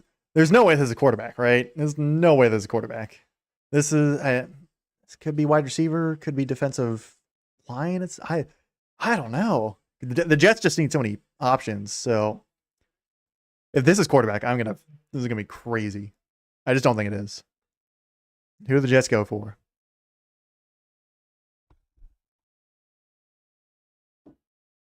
Omar Cooper Jr. All right, yeah. That was kind of what I was thinking there.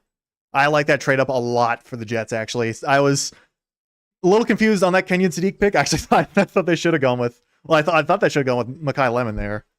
But they get Kenyon Sadiq and also Omar Cooper Jr. And really only giving up like a 5th round pick and then also getting that 5th year option for Omar Cooper Jr. I actually like that a lot there for the Jets. That's pretty good. I like that. Yeah, that's good. Good move there. Darren Muji. Nice. So that leaves the Bills now looking really, if they want to go wide receiver for the Bills or the Seahawks, they would have to go most likely Denzel Boston because he seems like the only one left that's like that high of a prospect. If not, who knows? I mean, they could go, like, who else is on there? Like, Keldrick Falk's still on there. TJ Parker's still there, I'm pretty sure. Cassius Howell as well. Like, all three of those guys are still on there. Like, they're ranked around this spot. Like, Daniel Jeremiah had them, Parker at 27, Howell 28, Keldrick Falk 29 on his big board. So we'll see. We shall see what happens.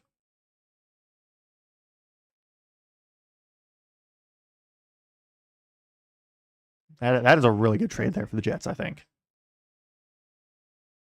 So, I mean, their quarterback situation is still obviously not really good, but that is, I like getting, I'm a lot more okay with the Kenyon City pick now since I also got Omar Cooper Jr. Titans straight. Whoa, hi there, Titans. What are you doing here? Okay. Who do they go for? All right. They were like pick 34 or something, so it's not like big trade up, but Titans straight up, and they're Buffalo's out of the first round, which feels kind of what they usually do at this point.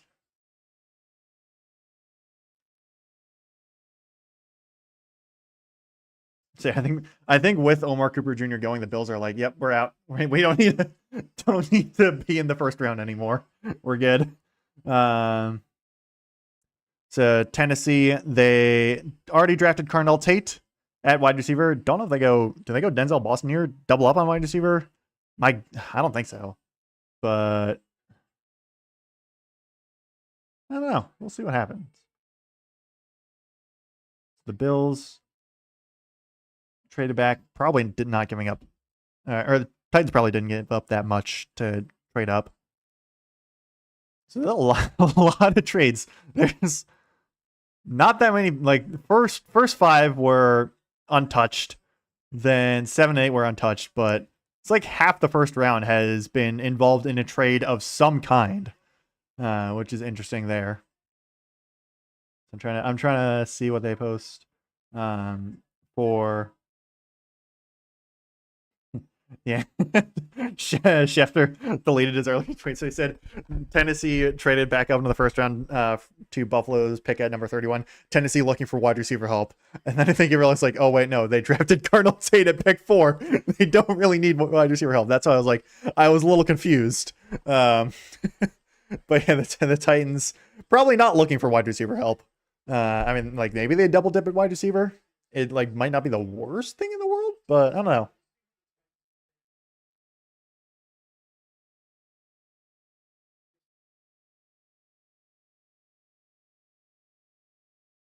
I also wouldn't mind for the Commanders if they traded like a day 3 pick for Kayshon Boutte. That'd be nice. I would like that. All right. Goodell is walking out to the podium to announce the Titans pick. The surprise Titans selection. Who do they go for? So they traded up from pick 30 30 something.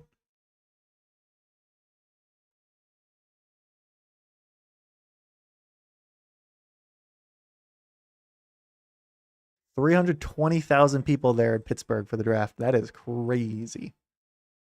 So I guess San Francisco somehow now is the 33rd overall pick. Not sure how that. I don't know. Anyway, who are the Titans taking here? Keldrick Falk. Wow. All right. So Titans go up and select Keldrick Falk there in the first round. I like that one. I like them beefing up the D line because they definitely needed it. So there we go. And he's there in the green room. So Titans get top wide receiver there in Carnell Tate and a very good, in theory at least, defensive end there in Keldrick Falk out of Auburn. That leaves the Seahawks now. Do they trade down? Who knows? We've had a lot of trades at this point. We'll see what happens.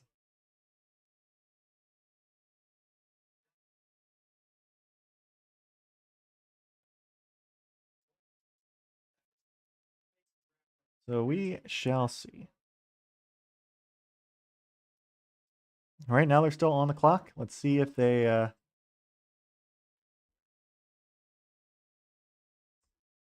Let's see if they stick there.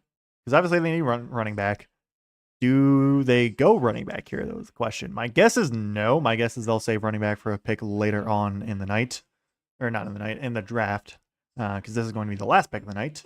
Jadarian Price is listed as the second running back. At least on Jeremiah's big board, and probably a lot of others, I'd assume, as the second running back in terms of prospects. He was the backup to Jeremiah Love at Notre Dame.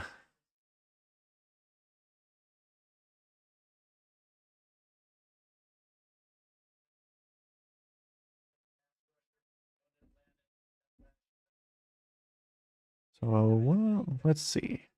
Seahawks are still on the clock.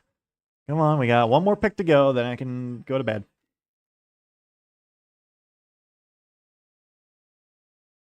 This is... I mean, outside of that, maybe they go... I don't know if they go offensive line. They could maybe go defensive end, because they did lose Boye Mafe, I think. Or... I think it was Boye Mafe they lost. Hang on, one moment. Oop, that's not the tab that I wanted to do that on. Was it Boye Mafe that they lost?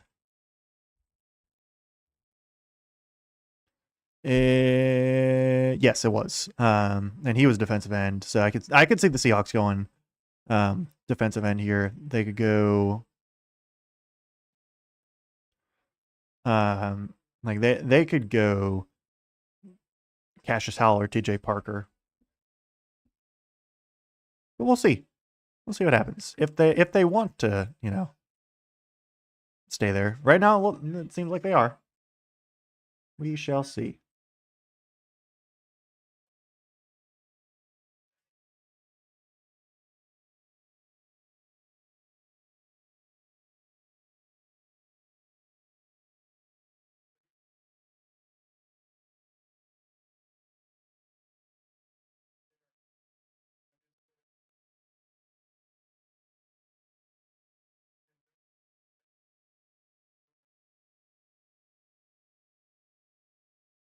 So yeah, Keldrick Falk to the Titans there. That's a nice pick.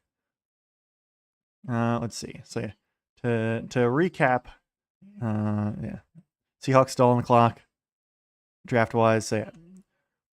Mendoza, not surprising. Bailey, apparently no one really wanted to go with Ruben Bain for a while. So Bailey, yeah, interesting there. Jeremiah Love, that was definitely a bit of a surprise. Colonel Tate, a little bit of a surprise as well. Reese, not super surprising. Chiefs trading up to get Mansour Delane. It was when the trade happened. I wasn't surprised when it happened. I don't think the Chiefs necessarily needed to trade up to get him, but they did anyway. So maybe the Saints might have took him, but yeah, I feel like that was a bit of a panic move by the Chiefs. Styles, love that. Tyson, also love that for the Saints, provided he can stay healthy. Fano, nice. Mawigoa, with Downs and Baines, well, mostly with Downs and Mekhi Lemon still on the board. I guess I like the pick. I don't know. Downs has annoyingly a really good pick for the Cowboys. All right, pick is in for the Seahawks.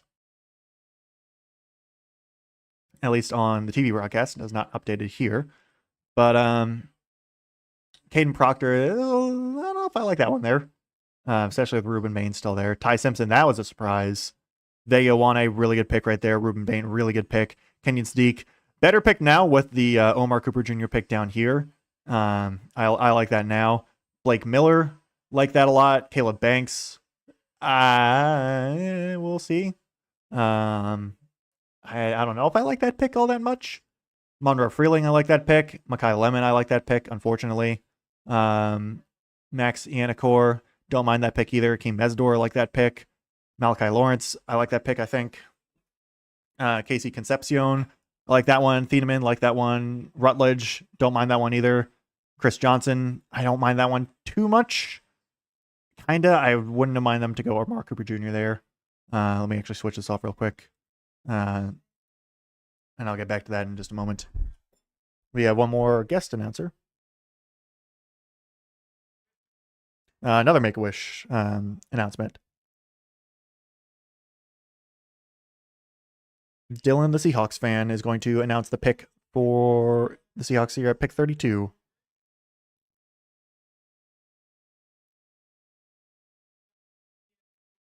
Damn, he had a brain tumor. That sucks. He's a cancer survivor 2 times, which is awesome.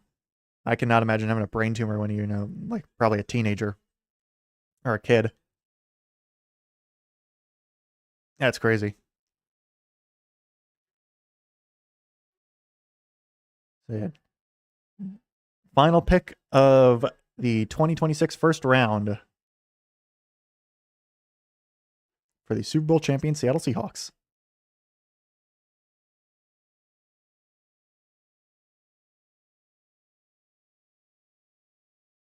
He is completely blowing out that mic at the moment. It's like it's speaking real close to it, and it is not having it. It's really funny.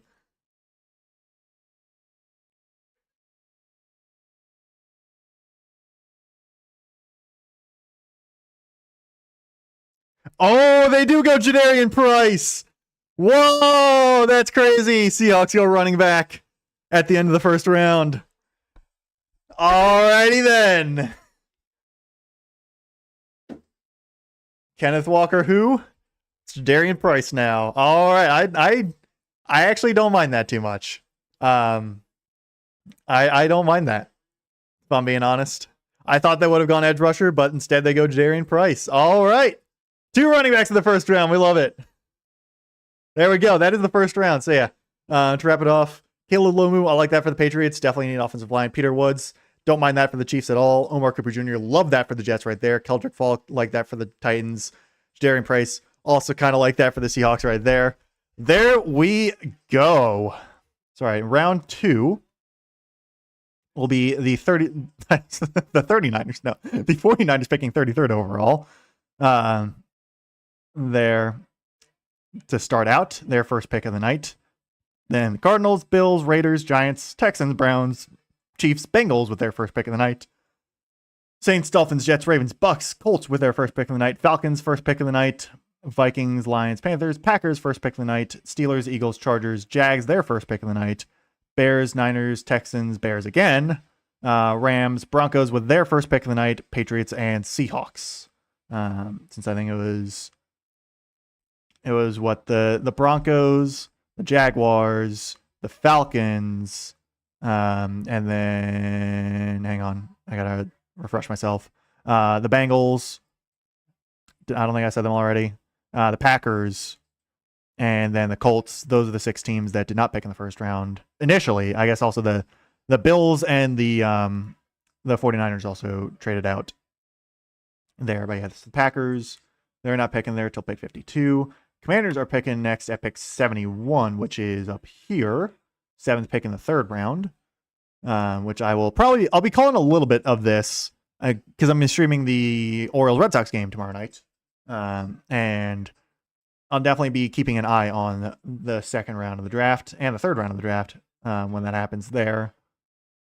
But yeah, I will be primarily going over the Red Sox game and the Orioles game. That matchup. Red Sox are not having a good time at the moment.